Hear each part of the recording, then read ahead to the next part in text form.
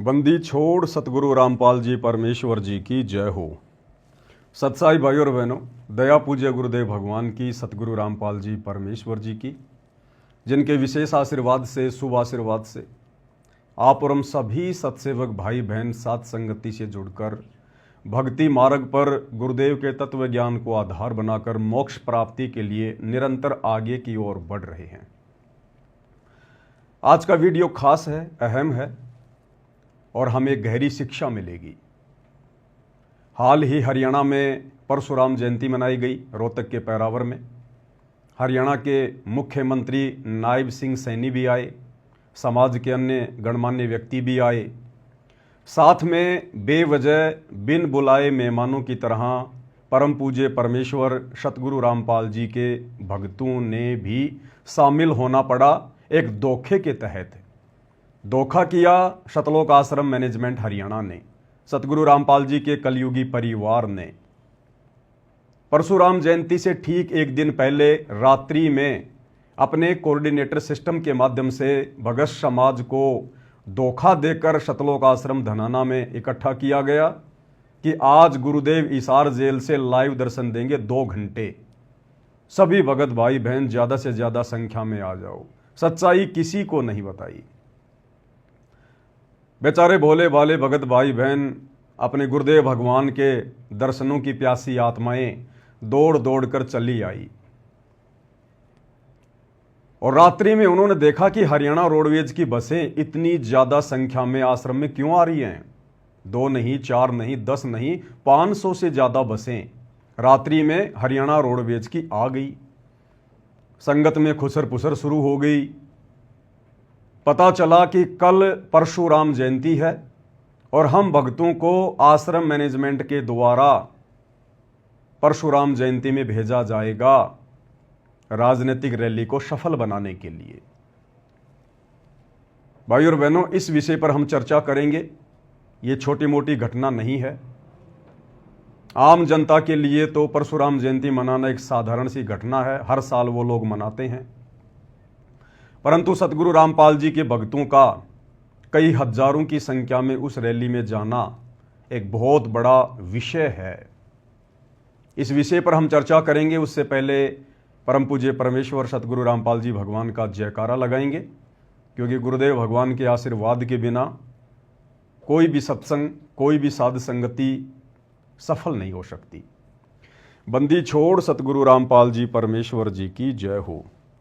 परमपिता परमात्मा, सारी सृष्टि के रचनहार, कुल मालिक, असंख्य ब्रह्मांडों के स्वामी, जगत गुरु, तीनों लोकों में प्रवेश करके सबका भरण पोषण करने वाले राजाधिराज, आत्माधार, नाथों के नाथ, देवों के देव, महादेव, सर्वेश्वर, महेश्वर, मृत्युंजय, अजरो अमर, आदि अनादि सनातनी प्रभु, जगत पिता जगदीश्वर, श्री श्री 1008 की उपाधि के वास्तविक अधिकारी, अकाल मूरत शब्द स्वरूपी राम वासुदेव, सर्वगतम ब्रह्म, परम पूज्य, प्रथम पूज्य, परम संत, परम पुरुष, परम धनी, परम दयालु, सत्य कबीर, हक्का कबीर, अल्लाहु कबीर, अल्लाहु अकबर, बाखबर, अल्लाह ताला, जगत के तारणहार, जगत के मुक्तिदाता, जगत के जगन्नाथ, हारे के सहारे, हिंदुओं के राम, मुसलमानों के अल्लाह, सिखों के वाहिगुरु, ईसाइयों के मसीह, दया के सागर दयानिधि, करुणा के सागर करुणानिधि, स्वयंभू परिभू, संकट मोचन, कष्ट हरण, मंगल करण, दुख भंजन, अविगत कबीर, निर्विकार निर्विषम परमात्मा, अलय अलेख सतगुरु, आदि अनादि सतगुरु, असली मर्यादा पुरुषोत्तम, असली राम, असली कृष्ण, असली घनश्याम, असली मुरारी, राजाओं के राजा, महाराजाओं के महाराजा, शहनशाहों के शहनशाह, सम्राटों के सम्राट, भगवानों के भगवान, अल्लाहों के अल्लाह, प्रभुओं के प्रभु, मसीहाओं के मसीह, सच्चे वाहिगुरु, बाबाओं के बाबा, पीरों के पीर, सेठों के सेठ, जगत सेठ, सावड़सा सेठ, सर्वगुण संपन्न, अनंत कोटि कलाओं के स्वामी, अनंत कोटि ब्रह्मांडों के नायक, योगियों में महायोगी, ध्यानियों में महाध्यानी, सिद्धों में परम सिद्ध, ज्ञानियों में तत्व ज्ञानी, ब्रह्म ज्ञानी, महाज्ञानी, परम ज्ञानी, सर्वश्रेष्ठ ज्ञानी, विज्ञानी, युवा कबीर, समर्थ कबीर, असमवात, अमित ओजा, सच्चे रहनुमा, करीम अल्लाह, सुभान अल्लाह, दुनिया के अंतिम पैगंबर, 8 सितंबर 1951 से गांव धनाना, जिला सोनीपत, हरियाणा, भारतवर्ष की पावन भूमि पे प्रकट रियल कल्कि भगवान श्री नारायण साकार हरि, श्री बाबा साहेब, नूर अनंत परमात्मा, सच्चे बाखबर, सच्चे दरवेश, संत शिरोमणि सतगुरु रामपाल जी परमेश्वर जी के चरण कमल में साध संगति से जुड़े हुए देश विदेश से आप और हम सभी सत्सेवक भाई बहनों का अनंत कोटि दंडवत प्रणाम। भाई और बहनों, वैसे तो राजनीतिक रैलियां हरियाणा हो चाहे राजस्थान हो आए दिन होती रहती हैं और सतगुरु रामपाल जी परमेश्वर जी के भक्तों को इन राजनीतिक रैलियों से और राजनेताओं से कोई लेना देना नहीं होता है। आपने आज से पहले हमारे इस तरह की वीडियो नहीं देखे होंगे क्योंकि हमें गंदी राजनीति से कोई मतलब नहीं होता है। हम एक आध्यात्मिक संस्था सत्य कबीर पंथ से जुड़े हुए हैं, साध संगति से जुड़े हुए हैं। हमारा मकसद अपनी आत्मा का आत्म कल्याण करवाना है, सांसारिक व्यवस्थाओं से हटकर अपने गुरुजी के वचन को फॉलो करके अपने जीवन को सफल बनाना होता है। परंतु परशुराम जयंती पर जो राजनीति हुई है, हमें उससे भी कोई लेना देना नहीं है।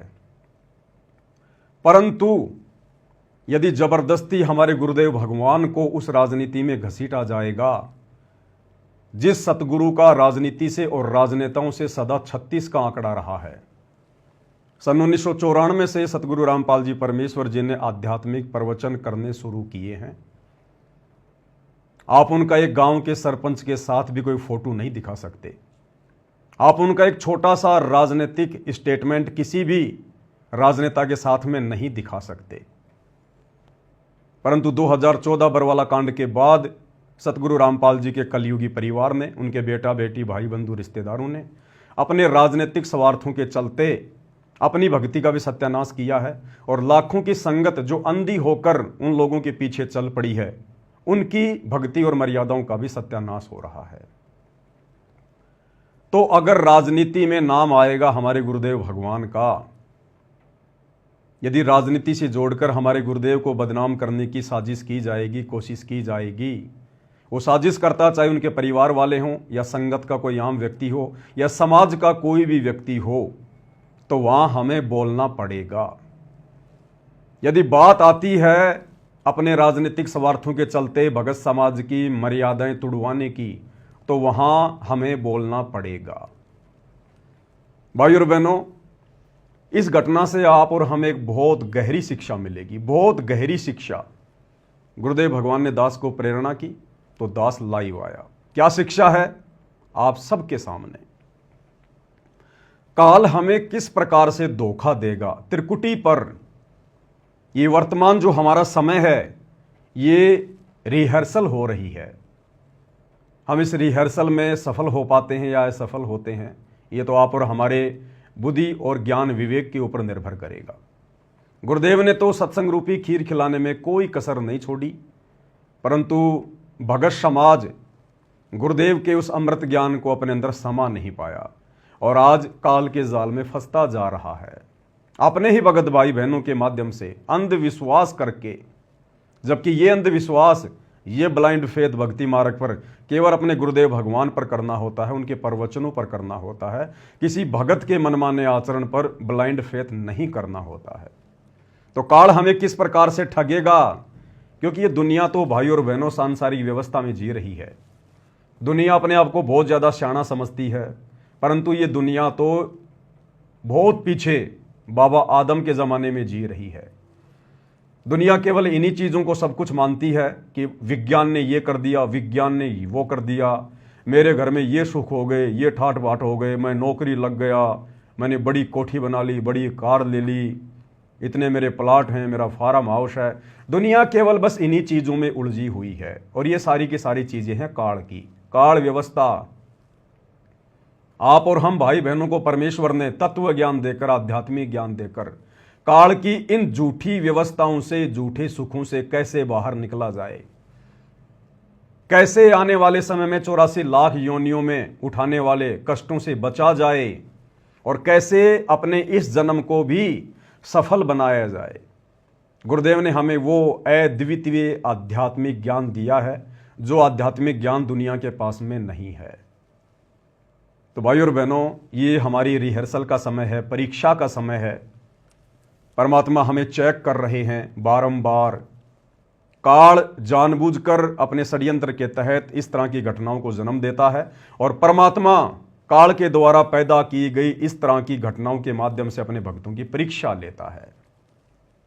और बार बार गुरुदेव भगवान हिसार जेल से संदेशा दे रहे हैं कि बच्चों, ये आपकी अग्नि परीक्षा का समय है, अग्नि परीक्षा का।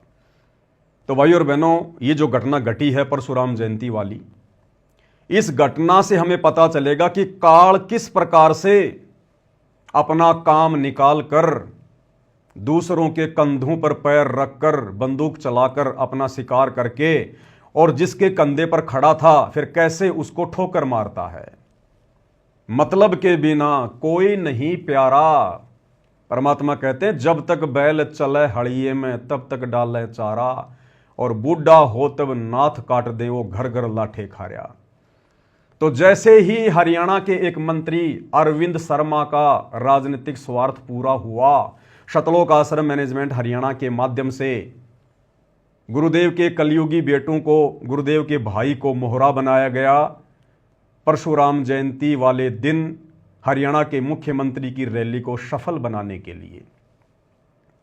और जब ये बात हरियाणा में छिड़ी, लोगों ने अरविंद शर्मा के इंटरव्यू लेने शुरू किए, तो किस प्रकार से हरियाणा के मंत्री अरविंद शर्मा ने अपना पल्ला झाड़ लिया। संत रामपाल जी के भक्तों के कारण जिस रैली को उन्होंने सफल बनाया, उसने सतगुरु रामपाल जी का नाम तक नहीं लिया। अन्य संतों और पंथों की प्रशंसा की कि वो रैली में आए, उन्होंने रैली को सफल बनाया, परंतु संत रामपाल जी के भगत जो तकरीबन 50,000 से ज्यादा संख्या में गए थे, उनका कोई नाम तक नहीं। और उल्टा सतगुरु रामपाल जी के भक्तों के सिर पर मटका फोड़ दिया कि हमने नहीं बुलाया, हमने नहीं बुलाया। क्या कहा मंत्री अरविंद शर्मा ने कि हमने तो सभी को रुक्का मारकर सामूहिक रूप से न्योता दिया था, हमने किसी को पर्सनली इनवाइट नहीं किया। और परशुराम जयंती में वो लोग आए हैं जिन लोगों की परशुराम में आस्था थी, जो लोग परशुराम को अपना भगवान मानते हैं, हमने किसी को नहीं बुलाया। जबकि ये जग जाहिर है, सतलोक आश्रम मैनेजमेंट हरियाणा को भी पता है, भक्तों को भी पता है कि सतलोक आश्रम धनाना में 500 से ज्यादा बसें उसी मंत्री अरविंद शर्मा ने भेजी थी। अगर उन्हें कोई मतलब ना होता, अगर स्पेशल ना बुलाया होता, तो 500 बसें सतलोक आश्रम धनाना में हरियाणा रोडवेज की क्यों भेजी गई। लेकिन भाई और बहनों, काल इसी प्रकार से ठगता है। एक बहुत गहरी शिक्षा है ये।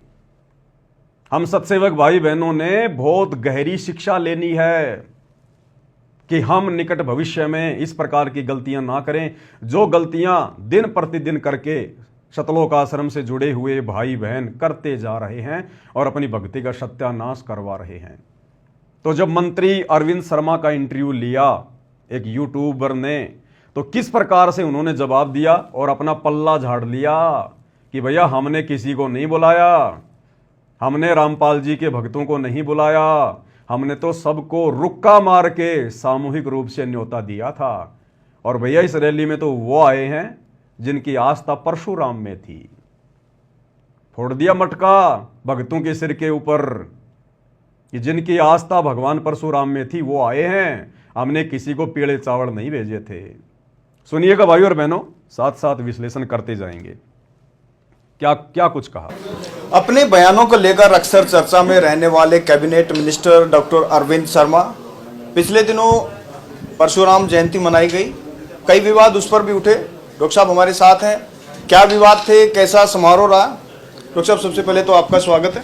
बहुत बहुत धन्यवाद। राम राम, नमस्कार। पूरे प्रदेश भर से समाज के लोग आए थे परशुराम जयंती में, कुछ विवाद भी हुए थे कि पता नहीं किस किस को बुला लिया गया। देखिए ऐसा है, पूरे प्रदेश भर में समाज के साथ, विप्र समाज के साथ 36 बिरादरी ने हिस्सा लिया, सभी ने हिस्सा लिया। और हमारा सबके साथ नौता किसके साथ है? नौता था कि भाई भगवान परशुराम, देखो आप अगर मुझे अपने घर बुलाओगे, अगर मेरा आपका मेल खाता है तो मैं घर जाऊंगा, नहीं मेल खाता तो मैं नहीं जाऊंगा। तो जो भगवान परशुराम में आस्था रखते थे, जो भी उनको मानते थे, उनकी विचारधारा से सहमत थे, उनमें आस्था रखते थे, उनको देशभक्त मानते थे, वो सारे के सारे आए। तो क्या कहा मंत्री जी ने? जब पूछा गया कि बहुत सारे लोगों को बुलाया गया तो मंत्री जी ने अपना पल्ला झाड़ लिया कि हमने किसी को पीले चावल नहीं भेजे, हमने किसी को स्पेशल नहीं बुलाया, हमने तो सार्वजनिक तौर पर रुक्का मार के कहा था और इस रैली में वो आए हैं जो हमारी विचारधारा से मेल खाते हैं। साफ साफ कह रहे हैं मंत्री जी कि अगर मुझे कोई बुलाएगा तो जाहिर सी बात है यदि उसके और मेरे विचार मेल खा रहे हैं तो मैं जाऊंगा, अन्यथा नहीं जाऊंगा मैं। तो संत रामपाल जी के भक्तों के राजनेताओं से विचार मेल खाए तो वो आए रैली में धक्के खाने के लिए। और आगे मंत्री जी कह रहे हैं कि जिन लोगों की भगवान परशुराम में आस्था थी, जो लोग भगवान परशुराम को देश भगत मानते थे, वो लोग आए भाई। तो बताओ भोले भाले भक्तों, क्या आप लोगों की भगवान परशुराम में आस्था है क्या? अरे हम भक्तों की आस्था तो एकमात्र हमारे इष्ट देव सतगुरु रामपाल जी भगवान में है, केवल गुरुदेव परमात्मा में है।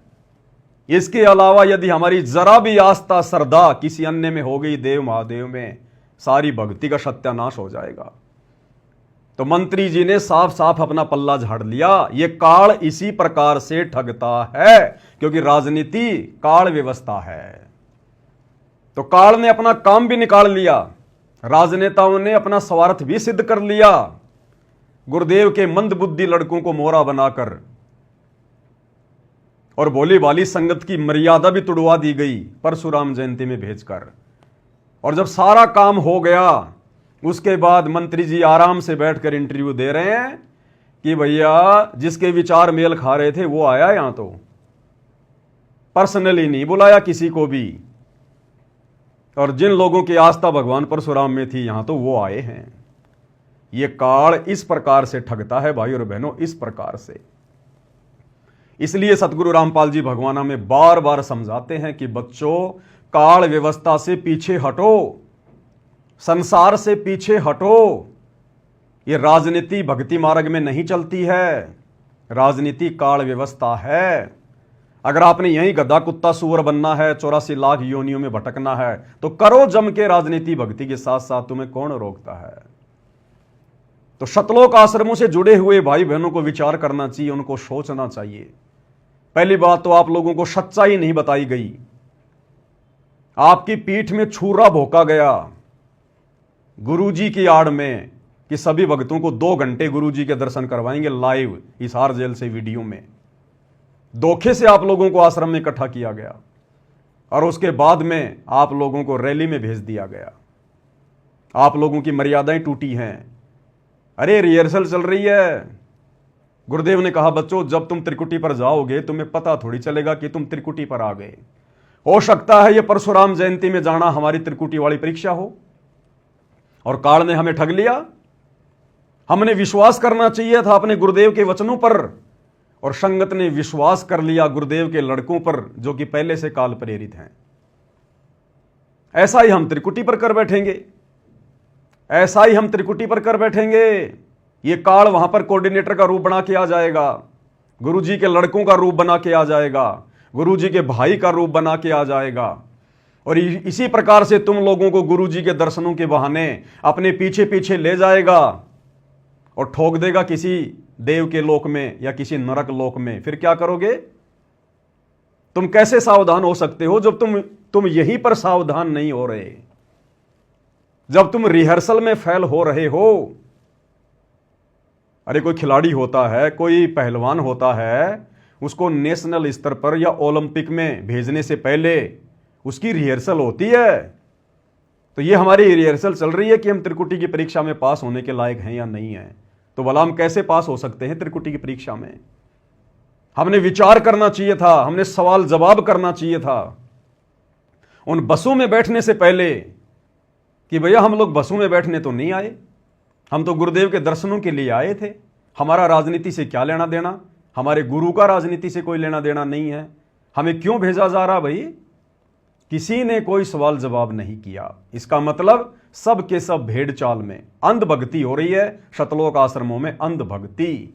और इसी बात की परीक्षा लेने के लिए और इसी प्रकार के उन कच्चे भक्तों को छांटने के लिए इस परमात्मा ने 2014 बरवाला कांड के माध्यम से अपने भक्तों की परीक्षा लेनी शुरू की। आज हिसार जेल में बैठकर वो परम शक्ति यही तो देख रही है कि मेरे कितने हैं और काल के कितने हैं। जो काल व्यवस्था में सड़ेंगे, जो गुरु के ज्ञान को आधार बनाकर आगे नहीं बढ़ेंगे, वो काल के हैं, और जो गुरु के ज्ञान को आधार बनाकर भक्ति मार्ग पर चलेंगे उनको काल डगमग नहीं कर सकता। ये हमारी परीक्षा थी, ये भक्तों की रिहर्सल थी, जिसमें शतलोक आश्रमों से जुड़े हुए सभी भगत पूर्णतया फैल साबित हुए। फैल। आगे क्या कुछ कहा मंत्री जी ने, जब पूछा गया संत रामपाल जी के भक्तों का नाम लेकर, संत रामपाल जी का नाम लेकर, कि इस रैली में तो बाबा रामपाल के भगत भी आए थे, आप उसके बारे में क्या कहेंगे? तो मंत्री जी क्या कह रहे हैं, जिन बाबा रामपाल के मंदबुद्धि भक्तों ने इस रैली को सफल बनाया भीड़ के रूप में, उनका कोई नामो निशान तक नहीं, संत रामपाल जी की कोई प्रशंसा नहीं। अन्यथा मंत्री जी को तो धन्यवाद करना चाहिए था कि बाबा रामपाल का हम बारंबार धन्यवाद करते हैं, जो उन्होंने 500 बसों में अपने भक्तों को बैठाकर हमारी रैली को सफल बनाया। पूरा हरियाणा प्रदेश जानता है। उसके बावजूद भी मंत्री जी ने सतगुरु रामपाल जी का नाम तक नहीं लिया, क्योंकि जब काल का सवार सिद्ध हो जाता है तो फिर वो यही करता है। अरे गुरुदेव ने हमें सृष्टि रचना में बताया कि जब काल का और परमात्मा का जोगजीत रूप में आमना सामना हुआ तो काल ने बहुत सारे वचन भरवा लिए, और जब सारे वचन परमात्मा ने दे दिए, तथास्तु तथास्तु, अंत में काल खिलखिलाकर हंसने लगा कि जाओ जोग जीत संसारा, जीवन माना कहा तुम्हारा। अर्थात जैसे ही इस काल का सवार सिद्ध होता है फिर ये किसी का सगा नहीं है। तो मंत्री जी का सवार सिद्ध हो गया। अब मंत्री जी इंटरव्यू में बाबा रामपाल जी का नाम तक लेने से शर्मा रहे हैं। नाम तक लेने से राधा स्वामी का नाम ले दिया, धूणी दास के भक्तों का नाम ले दिया, अन्य कबीर पंथियों का नाम ले दिया, छुडानी धाम का नाम ले दिया कि वहां से भी भगत आए, परंतु सतगुरु रामपाल जी का और उनके भक्तों का रिंचक भी नाम नहीं लिया गया, जबकि सबसे ज्यादा संख्या में बाबा रामपाल के ही मंदबुद्धि भगत उस रैली में गए थे। क्या कुछ कह रहे हैं मंत्री जी, आगे ध्यान से सुनिएगा। आप अगर मुझे अपने घर बुलाओगे, अगर मेरा आपका मेल खाता है तो मैं घर जाऊंगा, नहीं मेल खाता तो मैं नहीं जाऊंगा। तो जो भगवान परशुराम में आस्था रखते थे, जो भी उनको मानते थे, उनकी विचारधारा से सहमत थे, उनमें आस्था रखते थे, उनको देशभक्त मानते थे, वो सारे के सारे आए। रामपाल जी के अनुयायी देखिए देखिए ना, देखो ऐसा है, देखो सुनो छोकर साहब, एक सेकंड है सुरेंद्र, तेरी सुन ली मुश्किल कर सुन ले, तेरी सारा सवाल ये है तेरे। ऐसा है, देखो रैली में हमने रुक्का मार कर नोता दिया था भाई, सब आओ दिया था नहीं, सब आओ। रैली में जो भी भगवान परशुराम प्रेमी है वो सब आओ, कहा था नहीं कहा था। और आपने देखा होगा स्टेज पर कितने सारे महानुभाव, संत महानुभाव बैठे थे स्टेज पर। आप ये भी कह सकते हो जी वो कैसे आ गए महानुभाव। सुन तो राधा, एक मिनट, राधा स्वामी, सुन तो राधा स्वामी, कबीर पंथी। आपको शायद इस बात का मुझे समझ में नहीं आता, आपको इस बात का पता ही नहीं, मेरा परिवार कबीर पंथी, आपको पता है। हमने जो शब्द गुआया आपने सुना, वो आपने शब्द सुना कि नहीं सुना, आप थे ही नहीं वहां पर। सुनना भाई, आपने शब्द सुना, वो मुणक गांव का रविदासिया संत था, संत धूणीदास जी। अब आपको वो कैसे आया, उसके पंथ, उसके धूणीदास जी के कम से कम 500 शिष्य आ रहे थे। क्या कह रहे हैं मंत्री जी, सबकी तारीफ कर दी मंत्री जी ने कि मुणक गांव के और धूणीदास संत के भी शिष्य आए हुए थे, कबीर पंथी भी आए हुए थे, छुडानी वाले भी आए हुए थे, राधा स्वामी वाले भी आए हुए थे, परंतु सतगुरु रामपाल जी का और उनके मंदबुद्धि भक्तों का जिक्र भी नहीं, जिन्होंने रैली को सफल बनाया। और मंत्री जी कह रहे मैं कबीर पंथी हूं, जबकि सबको पता है कि मंत्री जी नकली कबीर पंथी हैं। असली कबीर पंथ पूरे विश्व में वर्तमान में केवल सतगुरु रामपाल जी का है, केवल सतगुरु रामपाल जी का। और मंत्री जी सतगुरु रामपाल जी से उपदेश प्राप्त नहीं है। तो सबकी प्रशंसा कर दी, सबकी बुरी बुरी तारीफ कर दी, परंतु सतगुरु रामपाल जी का नामो निशान नहीं। इसको कहते हैं काल ऐसे धोखा देता है जब उसका स्वार्थ पूरा हो जाता है। आप और हम भाई बहनों ने शिक्षा लेकर आगे बढ़ना है। ये संसार हमें कुछ नहीं देने वाला, ये राजनेता हमें कुछ नहीं देने वाले। ये काल व्यवस्था है, जैसे इनका स्वार्थ पूरा होगा ये ठोकर मारेंगे, ठोकर, जैसे कि वर्तमान में मारी जा रही है मंत्री जी के द्वारा सतगुरु रामपाल जी को और उनके भक्तों को। सबकी प्रशंसा कर दी, जिसके 500 भगत आए उसकी प्रशंसा कर दी, जिस राधा स्वामी के इक्के दुक्के भगत आए उनकी प्रशंसा कर दी, परंतु सतगुरु रामपाल जी का नामो निशान भी नहीं। किस लिए गए थे फिर वहां पर? अरे किस लिए गए थे फिर वहां पर? शुअर की तरह गटर में नाक रगड़ने के लिए गए थे क्या? क्यों इतनी मेहनत करी? 500 बसों में भगत बैठकर गए, रैली को सफल बनाया और तुम्हारा जिक्र तक नहीं। काल ऐसे धोखा देता है, ऐसे धोखा, जब उसका कार्य सिद्ध हो जाता है। इसलिए गुरुदेव कहते हैं कि बच्चों ये किस ब्रह्मांड काल व्यवस्था है, इसमें मत सड़ना, किसी पर भी विश्वास मत करना अपने गुरु के अलावा, गुरु के वचनों के अलावा। और संगत अंधा विश्वास कर बैठी गुरु जी के परिवार पर, जो परिवार पहले से ही काल प्रेरित है। तो मंत्री जी ने सबका जिक्र किया, लेकिन सतगुरु रामपाल जी का कोई नामो निशान भी नहीं। आगे सुनिए क्या कह रहे हैं मंत्री जी, सुनते जाइए। पिछले 120 साल से, कितने 120 साल से हर साल मेरे घर में सत्संग होता है। 10, 11, 12 कबीर साहब की वाणियों का, गरीबदास जी द्वारा रचित उनके ग्रंथ का। चुनानी धाम से भी बहुत सारे संत आए हुए थे, बहुत सारे उनके अनुयायी आए हुए थे। छुडानी धाम से भी बहुत सारे संत आए हुए थे, बहुत सारे उनके अनुयायी आए हुए थे, परंतु मंत्री जी के मुंह से एक बार भी नहीं निकला कि सतलोक आश्रम धनाना से भी 500 बसों में बैठकर कुछ भगत आए थे। 500 बसें, एक बस में अगर 50 भगत भी माने तो 500 बसों में 50,000 भगत हो गए। 50,000। विचारणीय विषय भाई और बहनों, कितना बड़ा धोखा भगत समाज के साथ किया गया है।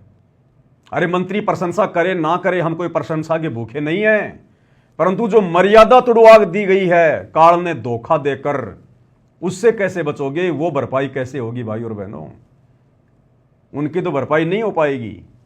परंतु आप और हम सत्सेवक भाई बहन आगे के लिए और ज्यादा सावधान होते चले जाएंगे। आप और हमें इन घटनाओं के माध्यम से दृढ़ता मिलती है कि हे भगवान, आपने हमें साथ संगति से जोड़कर कैसे बचा लिया, काल व्यवस्था में सड़ने से कैसे बचा लिया परमात्मा। हम भी आप ही के भगत हैं। जो ज्ञान आपने उन आश्रम वालों को दिया वही ज्ञान हमें दिया, अलग से कोई कोचिंग या कोई ट्रेनिंग नहीं दी। परमेश्वर, हमारे ऊपर आपने कैसे रजा बख्शी, सद्बुद्धि की, ज्ञान योग की, जो हमें बिल्कुल शीशे की तरह, आईने की तरह साफ साफ दिखाई दे रहा है कि कौन से भक्ति विरुद्ध ये कुकर्म करने से हमारी मर्यादाएं टूटेंगी और कौन से भक्ति अनुकूल सदकर्म करने से हमारे गुरुदेव भगवान प्रसन्न होंगे।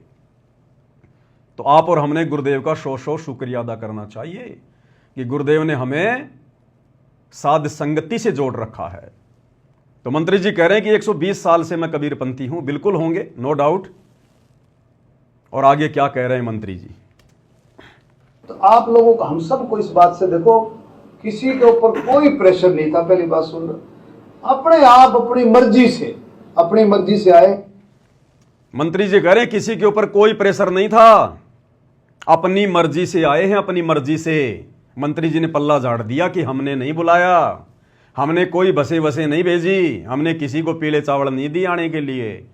जिसकी परशुराम जी में आस्था थी और जिसके विचार हम राजनेताओं से मेल खा रहे थे वो आए, वो चाहे आम समाज का व्यक्ति हो, चाहे सतगुरु रामपाल जी का भगत हो।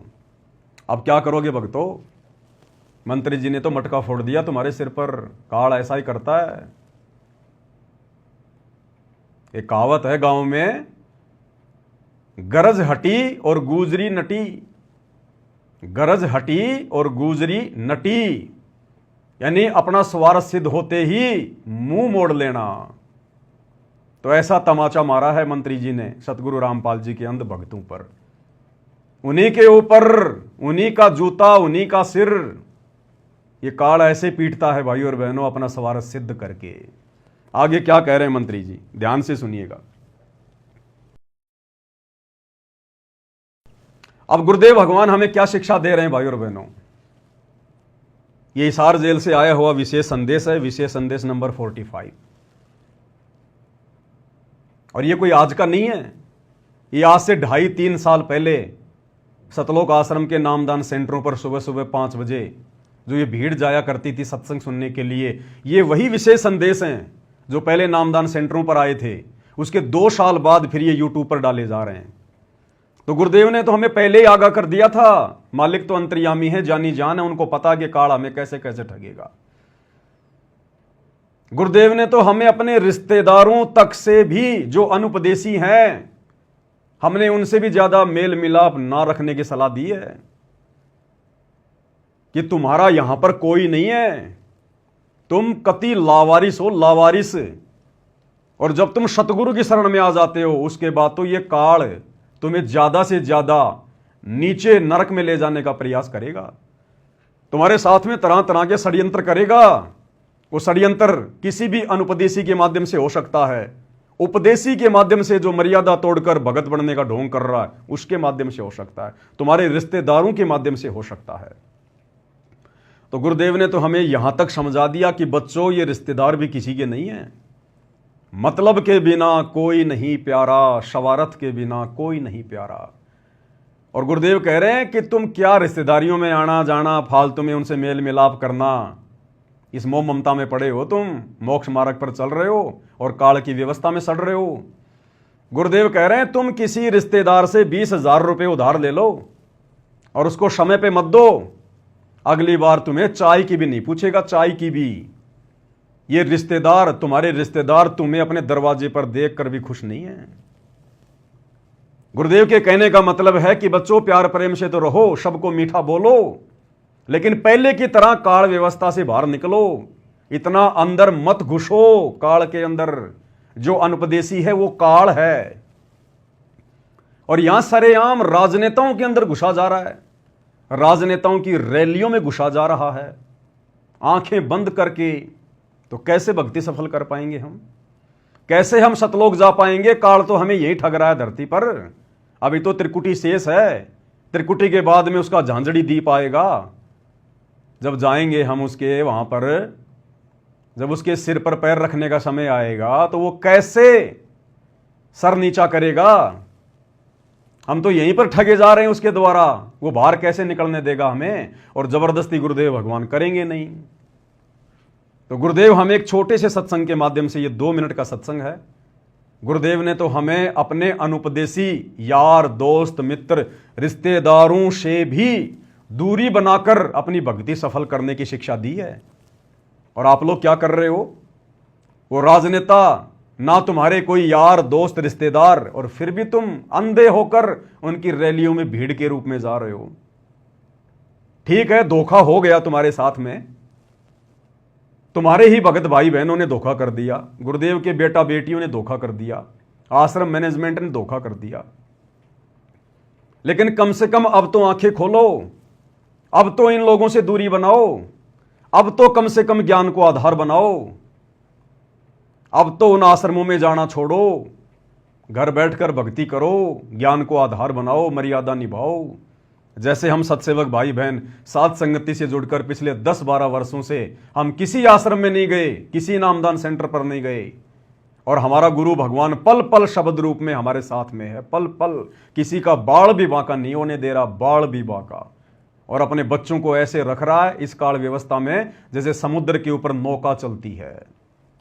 तो अब तो कम से कम सवाल जवाब करो उन कोऑर्डिनेटरों से, नामदान संचालकों से, उन आश्रम संचालकों से, गुरुजी के बेटा बेटी से, कि नालायकों क्यों हमारी मर्यादा तुड़वाई। तुम भगत होकर अगर गुरु की आड़ में धोखा कर रहे हो तो हम किससे उम्मीद करें, किसके ऊपर विश्वास करें फिर हम। अब तो कम से कम जागरूक हो जाओ। अब तो कम से कम उन आश्रमों में जाना छोड़ो। तो गुरुदेव क्या कह रहे हैं, हम कितना प्यार से समझा रहे हैं परमात्मा। अब अकल ठिकाना आई आपकी, और धन्य है आप, परमात्मा ने आपको शरण में लिया। असंख्य युगों से आपके पीछे पड़े थे दाता, आपको जैसे तैसे बचा बचू को भक्ति में प्रेरणा रख कर, आपकी आस्था बनाकर अब इस समय में आपको ले आए। अब ध्यान दो, मजाक ना समझो, हल्के में ना लो इन बातों को। गुरुदेव कह रहे हैं ध्यान दो, मजाक में ना लो, हल्के में ना लो इन बातों को। तो गुरुदेव भगवान के इस वचन की लाज तो केवल सत्सेवक भाई बहन रख रहे हैं, जो इस भक्ति मार्ग को हल्के में नहीं ले रहे, मजाक में नहीं ले रहे, संघर्ष कर रहे हैं मर्यादाओं के लिए, अपने आत्म कल्याण के लिए, भक्ति को सफल करने के लिए। और मजाक में कौन लोग ले रहे हैं? सतलोक आश्रम से जुड़े हुए भाई बहन, आश्रम मैनेजमेंट, गुरु का परिवार, ये लोग हल्के में ले रहे हैं, मजाक में ले रहे हैं। और ये मजाक कितना भयंकर परिणाम देगा आने वाले समय में। ये परमात्मा है निष्पक्ष परमात्मा, पक्षपात नहीं करेगा। आने वाला समय जो युग परिवर्तन का है, विनाशकारी समय जो शुरू हो चुका है, कई वर्षों तक चलेगा, उसमें कमर टूटेगी उन भक्तों की जो आज मजाक में ले रहे हैं, हल्के में ले रहे हैं। उस समय पता चलेगा मर्यादा में रहकर भक्ति करते हुए, संघर्ष करते हुए, भक्ति करने वालों के साथ में क्या, और ये राजनेताओं की रैलियों में भीड़ जमा करने वाले इनके साथ में क्या, उस समय पता चलेगा। फिर ये गुरुदेव भगवान अपनी तरफ से किसी प्रकार की कोई हेल्प नहीं करेगा। अगर तुम मर्यादा तोड़कर भक्ति करने वाले आश्रम से जुड़े हुए भाई बहनों की भी गुरु उस समय अगर रक्षा करेगा, मर्यादा करेगा, तो आने वाले समय में मर्यादाओं में रहकर कोई भक्ति करेगा ही नहीं, क्योंकि इतिहास तो साथ साथ बन रहा है ना। आज सतगुरु रामपाल जी की संगत में 2 पार्ट हो चुके हैं, सबको पता है, एक सात संगति और एक सतलोक आश्रम मैनेजमेंट। सात संगत वाले गुरु ज्ञान में रहकर, गुरु को भगवान मानकर और हर प्रकार से मर्यादाओं में रहकर अपनी भक्ति कर रहे हैं, संघर्ष कर रहे हैं। आश्रम वाले बिल्कुल काल व्यवस्था में सड़ रहे हैं, उनके लिए कोई मर्यादा नहीं है, ना वो गुरु को परमात्मा मानते। तो भैया ये इतिहास तो बन रहा है, तो आने वाले समय में फिर दुनिया कैसे अंतर देखेगी? अगर इन आश्रम वालों की भी अगर विनाशकालीन समय में अगर इसी प्रकार से मौज हुई, इनकी भी अगर रक्षा हुई, तो आने वाला समाज इस भक्ति को इतना सीरियस नहीं लेगा कि रे कुछ नहीं। ये देखो ना इतिहास, वो सत्सेवक थे, पागल थे, बावड़े थे, वो मंदबुद्धि थे, फालतू में गुरु जी की मर्यादाओं को सीरियस ले रहे थे, फालतू में समाज के साथ में संघर्ष कर रहे थे। ये देखो ये सतलोक आश्रम से जुड़े हुए अंध भगत दिन रात मर्यादा तोड़ रहे थे। ये गुरु जी की मर्यादाओं के विरुद्ध इन्होंने धनाना गांव में 1 करोड़ रुपए की लागत से गांव वालों को खुश करने के लिए बैडमिंटन का स्टेडियम बनवा दिया, और इनका देखो बाड़ी बाका नहीं हो रहा। सोनीपत के गोहाना में जाटों की धर्मशाला बनवाई इन्होंने, 5वां फ्लोर बनवा दिया 1 करोड़ रुपए में। भक्तों का ज्योति पाठ का पैसा वहां ठोक दिया गया, देखो इनका बाड़ी बाका नहीं हो रहा।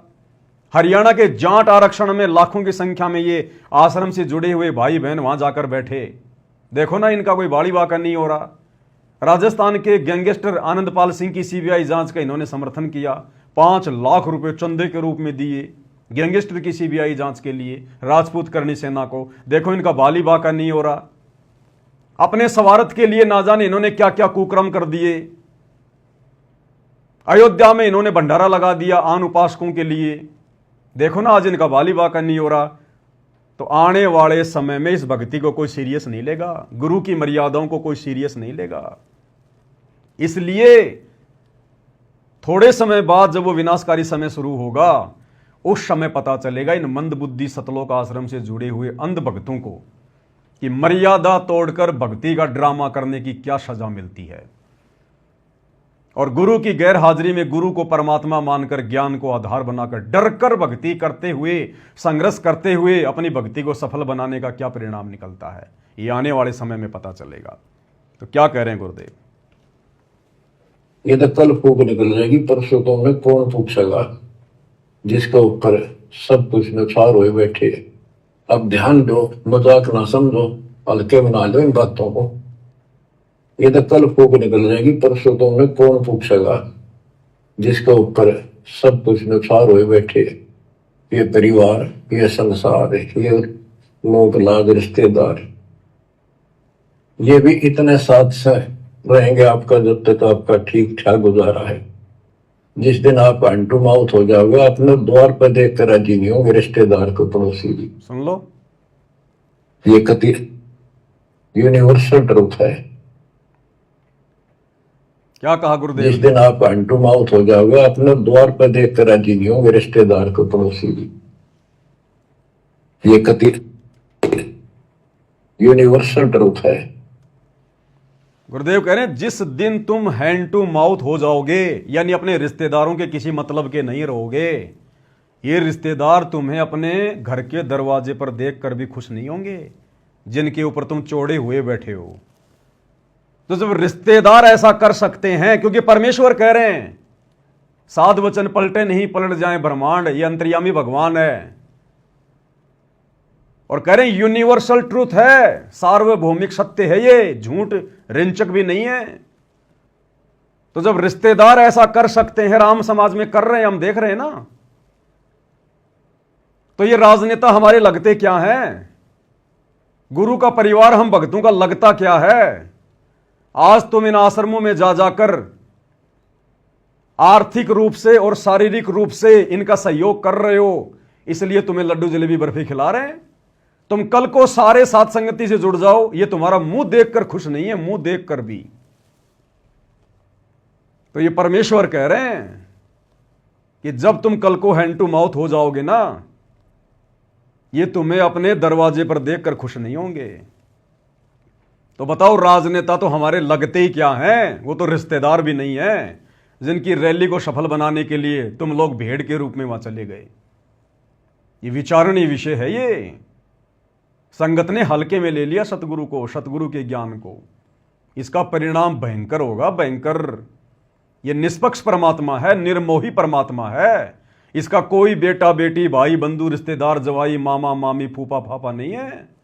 ये तो केवल परमेश्वर इस कलयुग की बिचली पीढ़ी में एक लीला कर रहे हैं, एक कलयुगी परिवार में आने की, शादी विवाह करने की, बच्चे पैदा करने की, केवल एक लीला। अगर आपने गुरु को भगवान मान लिया तो वो शतलोक का राजा कबीर भगवान अपने शतलोक को छोड़कर इस गंदे लोक में बच्चे पैदा करने नहीं आता वो। तो ये निर्मोही परमात्मा है। आप रोज पढ़ते हो मंगलाचरण में, परम शक्ति संगीतम रिद्धि सिद्धि दाता सोही, अविगत गुण अतीतम सत्य पुरुष निर्मोही। ये सत्य पुरुष है सतगुरु रामपाल जी। दुनिया नहीं जानती, नहीं पहचानती, लेकिन आप और हमें तो पता है। गुरु ने हमसे तो पहचान करवा दी अपनी कि गुरु कौन है, स्वयं कबीर भगवान है। तो कबीर भगवान पक्षपात करेगा क्या? वो निष्पक्ष निर्णय करेगा। जैसा संगत ने उनकी गैर हाजिरी में 2014 बरवाला कांड के बाद इस भक्ति मार्ग रूपी खेत में जैसा बीज बोया है, यानी जिस प्रकार से मर्यादा में रह के जिसने भक्ति की है, या जिसने मर्यादाओं को हल्के में लेकर मर्यादा तोड़ते हुए भक्ति की है, गुरु को दुखी किया है, वो परिणाम, वो फल सबके सामने आएगा जिसने जैसा जैसा बीज बोया है। इसलिए गुरुदेव कह रहे हैं, सुनिएगा। अब जो आपका साथी, आपका पिता, आपके दुख सुख में गेल मरे, इब्राहिम सुल्तान रब गए, क्या लग गया था उसका बता? और समर्थ है क्या जरूरत थी? आप उसके हो, उसके बेटा बेटी हो। अब वो रह नहीं सकता, आपको दुखी देख नहीं सकता, तो मान नहीं रही। वो कहता अगर ये सारे मोहल्ले में एक बार सारे उठा के उल्टा ले जाऊं, मौका ना आग लगा दो इस पे, इस काल के लोग का। पर इतनी अकलता जब आओगे, जब लगातार ये सत्संग सुनोगे। तो क्या कह रहे हैं गुरुदेव भगवान? जो तुम्हारा है, तुम्हारा हितैषी है, तुम्हारा बाप है, उसकी तो तुम बातें नहीं सुन रहे। हमारा हितैषी, हमारा बाप कौन है? सतगुरु रामपाल जी। उनके तो हम बातें नहीं सुन रहे। गुरु ने कौन से सत्संग में आदेश दिया कि भक्तों ने गंदी राजनीति का हिस्सा बनना चाहिए? गुरु ने कौन से सत्संग में कहा कि किसी भी महापुरुष की जयंती में जाना चाहिए? अरे गुरु ने हमारे से अपने जन्मदिन मनवाने छुड़वा दिए, अपने बाप दादाओं के मरण दिन मनवाना छुड़वा दिए, और हम परशुराम की जयंती में जा रहे हैं। जिनसे हम भक्तों का कोई लेना देना नहीं है। हम गुरु की बात कहां मान रहे हैं? जो हमारा है उसके साथ तो हम मजाक कर रहे हैं, गुरु के वचनों को तो हम हल्के में ले रहे हैं। और जो हमारे नहीं हैं, ये राजनेता हमारे नहीं हैं, ये किसी के नहीं हैं, केवल अपने स्वार्थों के हैं। देखते नहीं बड़े बड़े राजनेता पार्टियां चेंज कर लेते हैं, पार्टियां। जब ये अपनी खुद की पार्टी के नहीं होते तो आप भगतों के क्या होंगे? तुम भगत तो उनके किसी मतलब के भी नहीं। तो जो हमारा है, जो हमारे लिए मर मिट रहा है, 10 साल से 12 साल से हिसार जेल में बैठकर संघर्ष कर रहा है, 30 साल से सत्संग कर करके हमें समझाया, उसकी हम एक भी नहीं मान रहे। और जो शौपन में हमारे नहीं हो सकते ये राजनेता जगत वाले, उनके पीछे आंखें बंद करके दौड़ रहे हैं हम, उनकी रैलियों को सफल बना रहे हैं, उनकी जयंतियों में जा रहे हैं हम। तो भाई और बहनों, विचार करना पड़ेगा, विचार, अन्यथा यह काल बहुत भयंकर तरीके से ठग रहा है वर्तमान में संगत को। और ये परीक्षा चल रही है। परमात्मा हिसार जेल में बैठकर, वे हिसार की छोटी जेल में बैठकर, आप और हम 21 ब्रह्मांड रूपी इस बड़ी जेल में बैठे हुए कैदियों की रहनी करनी देख रहा है। कितने मेरे हैं और कितने काल के हैं, कितने मुझे समझ पाए, मेरे प्रवचनों को समझ पाए, मेरे वचन पर चल रहे हैं, और कितने भक्ति मार्ग को हल्के में ले रहे हैं, मजाक में ले रहे हैं। अरे मजाक में ले रहे हैं तभी तो गुरु कह रहा है कि हल्के में मत लो, मजाक में मत लो। इसका मतलब संगत मजाक में ले रही है। और आए दिन इन घटनाओं के माध्यम से संगत ये प्रमाण भी दे रही है।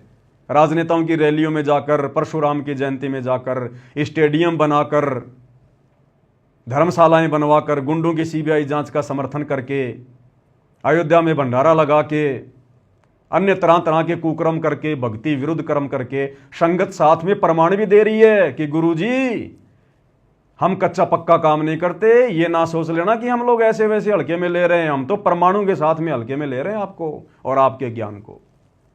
इन घटनाओं के माध्यम से संगत गुरुजी को सबूत भी दे रही है, जो सबूत सात संगति के माध्यम से फिर आप लोगों को दिखाए जाते हैं, बताए जाते हैं। और इन्हीं सबूतों के आधार से, इन्हीं वीडियोज के आधार से आने वाले समय में भगत समाज में गुरुदेव के कलयुगी परिवार को, उनके बेटा बेटी, भाई बंधु, रिश्तेदारों को, इन कोऑर्डिनेटरों को, नामदान संचालकों को, आश्रम संचालकों को, जो एक ही थाली के चट्टे बट्टे हैं, मर्यादा तोड़कर काल की गोद में बैठे हैं, संगत की मर्यादा तोड़वा रहे हैं, आने वाले इतिहास में इनके वंशजों तक को बोलने नहीं दिया जाएगा। इतना बड़ा दाग इन लोगों ने अपने गुरु के साथ में गद्दारी करके अपने ऊपर लगवा लिया है। आने वाले इतिहास में इनको बोलने नहीं दिया जाएगा। बोलने आगे मंत्री जी क्या कुछ और कह रहे हैं, ध्यान से सुनिएगा। आपने उसका शब्द सुना ही नहीं जो धुनीदास ने कहा। अगर आप वो शब्द सुन लेते तो आपका ये बात क्या नहीं होती। होले सुहागण सुरता त्यार, मालिक घर जाना से। अरे होले ने होले सुरता त्यार, मालिक घर जाना से।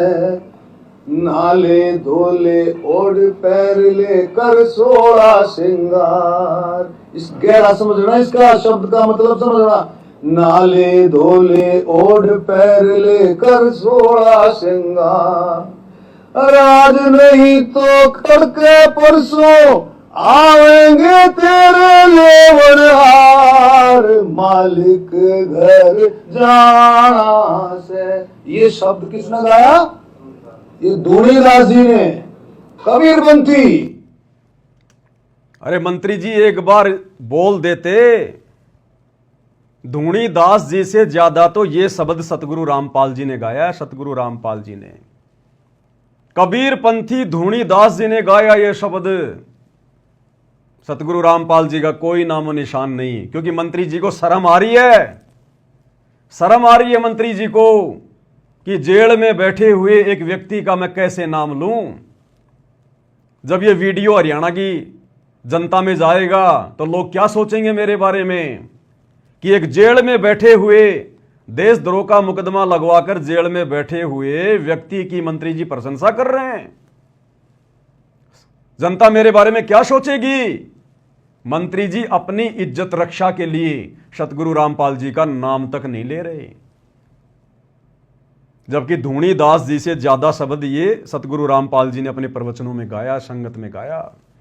और कबीर परमात्मा का ये शब्द है जो धूणी दास जी ने गाया, कैसा सिला दिया तूने मेरे प्यार का, यार ने ही लूट लिया घर यार का। जैसे ही राजनेताओं का सवार सिद्ध हुआ, रैली समाप्त हुई, कोई नामो निशान नहीं संत रामपाल जी का, ना उनकी संगत का। और जाओ रैलियों में और कराओ अपने गुरु जी की बदनामी, तोड़ो अपनी मर्यादाएं जम के। गुरु यही देख रहा है बैठा बैठा कि ये काल इनको कितना नीचे गिरा सकता है, ये लोग मूर्खता की किस हद तक पराकाष्ठा पार कर सकते हैं। तो मंत्री जी कह रहे हैं कि आपने वो शब्द सुना ही नहीं जो धूणी दास जी ने गाया, कबीर पंथी ने। और मंत्री जी वो शब्द गा रहे हैं कि होले सुहागन सुनता त्यार मालिक घर जाना है, नाले धोले ओड पैरले कर सोड़ा श्रृंगार, आज नहीं तो तड़के परस्यों आवेंगे तेरे लणी हार, मालिक घर जाना है। और मंत्री जी कह रहे हैं इसकी गहराई को समझना, जबकि इस शब्द की गहराई का मंत्री जी को भी नहीं पता। अगर इस शब्द की गहराई का मंत्री जी को पता होता तो मंत्री पद को 2 मिनट में ठोकर मार देते, 2 मिनट में, और भक्ति मार्ग में आ जाते, यथार्थ कबीर पंथ में। अब मंत्री जी को भी इसका मतलब समझाएंगे और वीडियो देख रहे भाई बहनों को भी इसका मतलब समझाएंगे, जो शब्द सतगुरु रामपाल जी ने गाया भी और बखूबी समझाया भी। तो गुरुदेव के आशीर्वाद से ये पवित्र पुस्तक छपी है, सतगुरु शब्द महिमा संग्रह। इसमें लगभग गुरुदेव के ज़्यादातर शब्दों को संग्रहित किया गया है। तो गुरुदेव की महिमा करते हैं। मंत्री जी ने हमें एक मौका दे दिया, क्योंकि मंत्री जी तो सामने वाले को इस शब्द का अर्थ समझा नहीं पाए, लेकिन आप और हम सतगुरु रामपाल जी के भक्तों को जिस प्रकार से गुरुदेव ने समझाया है, हम समझाने का प्रयास करेंगे। बंदी छोड़ सतगुरु रामपाल जी परमेश्वर जी की जय हो। होले सुहागण सुरता त्यार मालिक घर जाना है तू तो, होले सुहागण सुरता त्यार मालिक घर जाना है तेरा, सुन शिखर भर तार मालिक घर जाना है तेरा, सुन शिखर भर तार मालिक घर जाना है। परमात्मा आत्मा को जगा रहे हैं, आत्मा को चेता रहे हैं कि हे प्यारी आत्मा, तुझे असंख्य जन्म हो गए इस काल की गंदी राजनीति में, गंदी व्यवस्था में सड़ते हुए। कितनी बार तू राजा बना, महाराजा बना, देव पद को प्राप्त हुआ, ब्रह्मा विष्णु महेश तक के पद भी तूने प्राप्त किए हैं। तू सुरग भी गया, महासुरग भी गया। उसके बाद इस काल ने तेरे को 184 में गधा कुत्ता सुअर भी बनाया। करोड़ों जन्म तेरे राजा के हुए, कोटि जन्म तू राजा की, ना मिटी न मन की आशा। भिक्षुक होकर दर दर घूम लिया, मिला ना निर्गुण राशा। अर्थात ये आत्मा युगों युगों से हर प्रकार से दुखी हो चुकी है, भक्ति कर करके, तपस्याएं कर करके, हर प्रकार के यत्न किए परमात्मा प्राप्ति के लिए, लेकिन वो परमात्मा नहीं मिला। और जब वो परमात्मा आता है गुरु रूप में, सतगुरु रूप में, उस समय परमात्मा ज्ञान देता है, तत्व ज्ञान देता है, सृष्टि रचना बताता है, शास्त्रों का निष्कर्ष निकाल के बताता है। और उसके बाद गुरुदेव फिर उन आत्माओं को कहता है कि होले सुहागण सुरता त्यार। सुरता यानी आत्मा, कि इतने वचन सुनकर, इतने प्रवचन सुनकर, इतना ज्ञान लेकर, इस काल के दुखों से परिचित होकर, हे आत्मा अब तो तू तैयार हो जा उस मालिक के घर चलने के लिए, शतलोक चलने के लिए। तेरा भरतार, तेरा पति, आत्मा का पति परमेश्वर कबीर साहेब, जो वर्तमान में सतगुरु रामपाल जी के रूप में धरती पर प्रकट हैं, परमेश्वर कह रहे हैं तेरा पति गुरु रूप में भूमिका करते हैं परमात्मा अपने आप को छुपाते हुए, और कह रहे हैं तेरा पति, तेरा परमेश्वर शून्य शिखर में सबसे ऊपर टॉप मोस्ट पैलेस पर शतलोक में बैठा है वो कबीर परमात्मा सिंहासन पर। चल मेरे साथ में, वहां जी भर के उसके दर्शन करना, उसकी सेवा करना, अखंड सुख भोगना शतलोक में। वहां ना गधा बनना, ना कुत्ता बनना, ना सुअर बनना, ना कोई राजनेता बनना, ना कोई रैलियों की चिंता, कोई टेंशन नहीं वहां पर। तो आत्मा को जगा रहे हैं। होले सुहागण सुरता त्यार, मालिक घर जाना है तू तो। होले सुहागण सुरता त्यार, मालिक घर जाना है तेरा। सुन शिखर भर तार, मालिक घर जाना है। अब आगे जो लाइन मंत्री जी ने गा के सुनाई, लेकिन अर्थ नहीं बताया। नाले धोले ओड पैर लेकर 16 श्रृंगार, नाले धोले ओड पैर लेकर 16 श्रृंगार। आज नहीं तो तड़के परस्यों आवेंगे तेरे लैणी यार, मालिक घर जाना है तू तो। होले सुहागण सुरता त्यार, मालिक घर जाना है तेरा। सुन शिखर भर तार, मालिक घर जाना है। क्या कह रहे हैं परमात्मा? नाले धोले ओड पैर ले। अब ये नहाना क्या है? गुरुदेव ने बताया, सत्संग रूपी सरोवर में नहा ले डुबकी लगा लगा के। सत्संग के प्रवचन सुनकर अपना सारा मैल साफ कर ले। नाले धोले, धोले यानी अपनी आत्मा के उन मैल को साफ कर ले। अपने पाप कर्मों को सच्चे सतगुरु से नाम लेकर उन सारे पाप कर्मों को साफ कर ले। आत्मा की गंदगी को हटा ले जो जंग की तरह जमी हुई है असंख्य युगों से। नाले धोले ओढ़ पैर ले। ओढ़ना और पैरना क्या है? ओढ़ना और पैरना ये सील, संतोष, विवेक, दया, अक्षमा, परमेश्वर कहते हैं इन सबको अपने ऊपर धारण कर। नाले धोले ओढ़ पैर ले कर 16 श्रृंगार। ये नकली हार श्रृंगार को त्याग दे, ये किसी काम का नहीं है। जब तक ये 20-30 साल की जवानी है तब तक ये सजना सवरना, हार श्रृंगार करना, सोना चांदी अच्छा लगता है। उसके बाद में कुछ नहीं। शीशे में मुंह देखना भी बूढ़ा आदमी, बूढ़ी औरत पसंद नहीं करती। तो परमात्मा कहते हैं ये तो नकली जवानी है और ये नकली हार श्रृंगार हैं। इन नकली हार श्रृंगार को छोड़ दे, भक्तों को शोभा नहीं देते। साधु सोई जो सीधा चाल है। और मालिक कह रहे हैं नाले धोले ओढ़ पैर लेकर 16 श्रृंगार।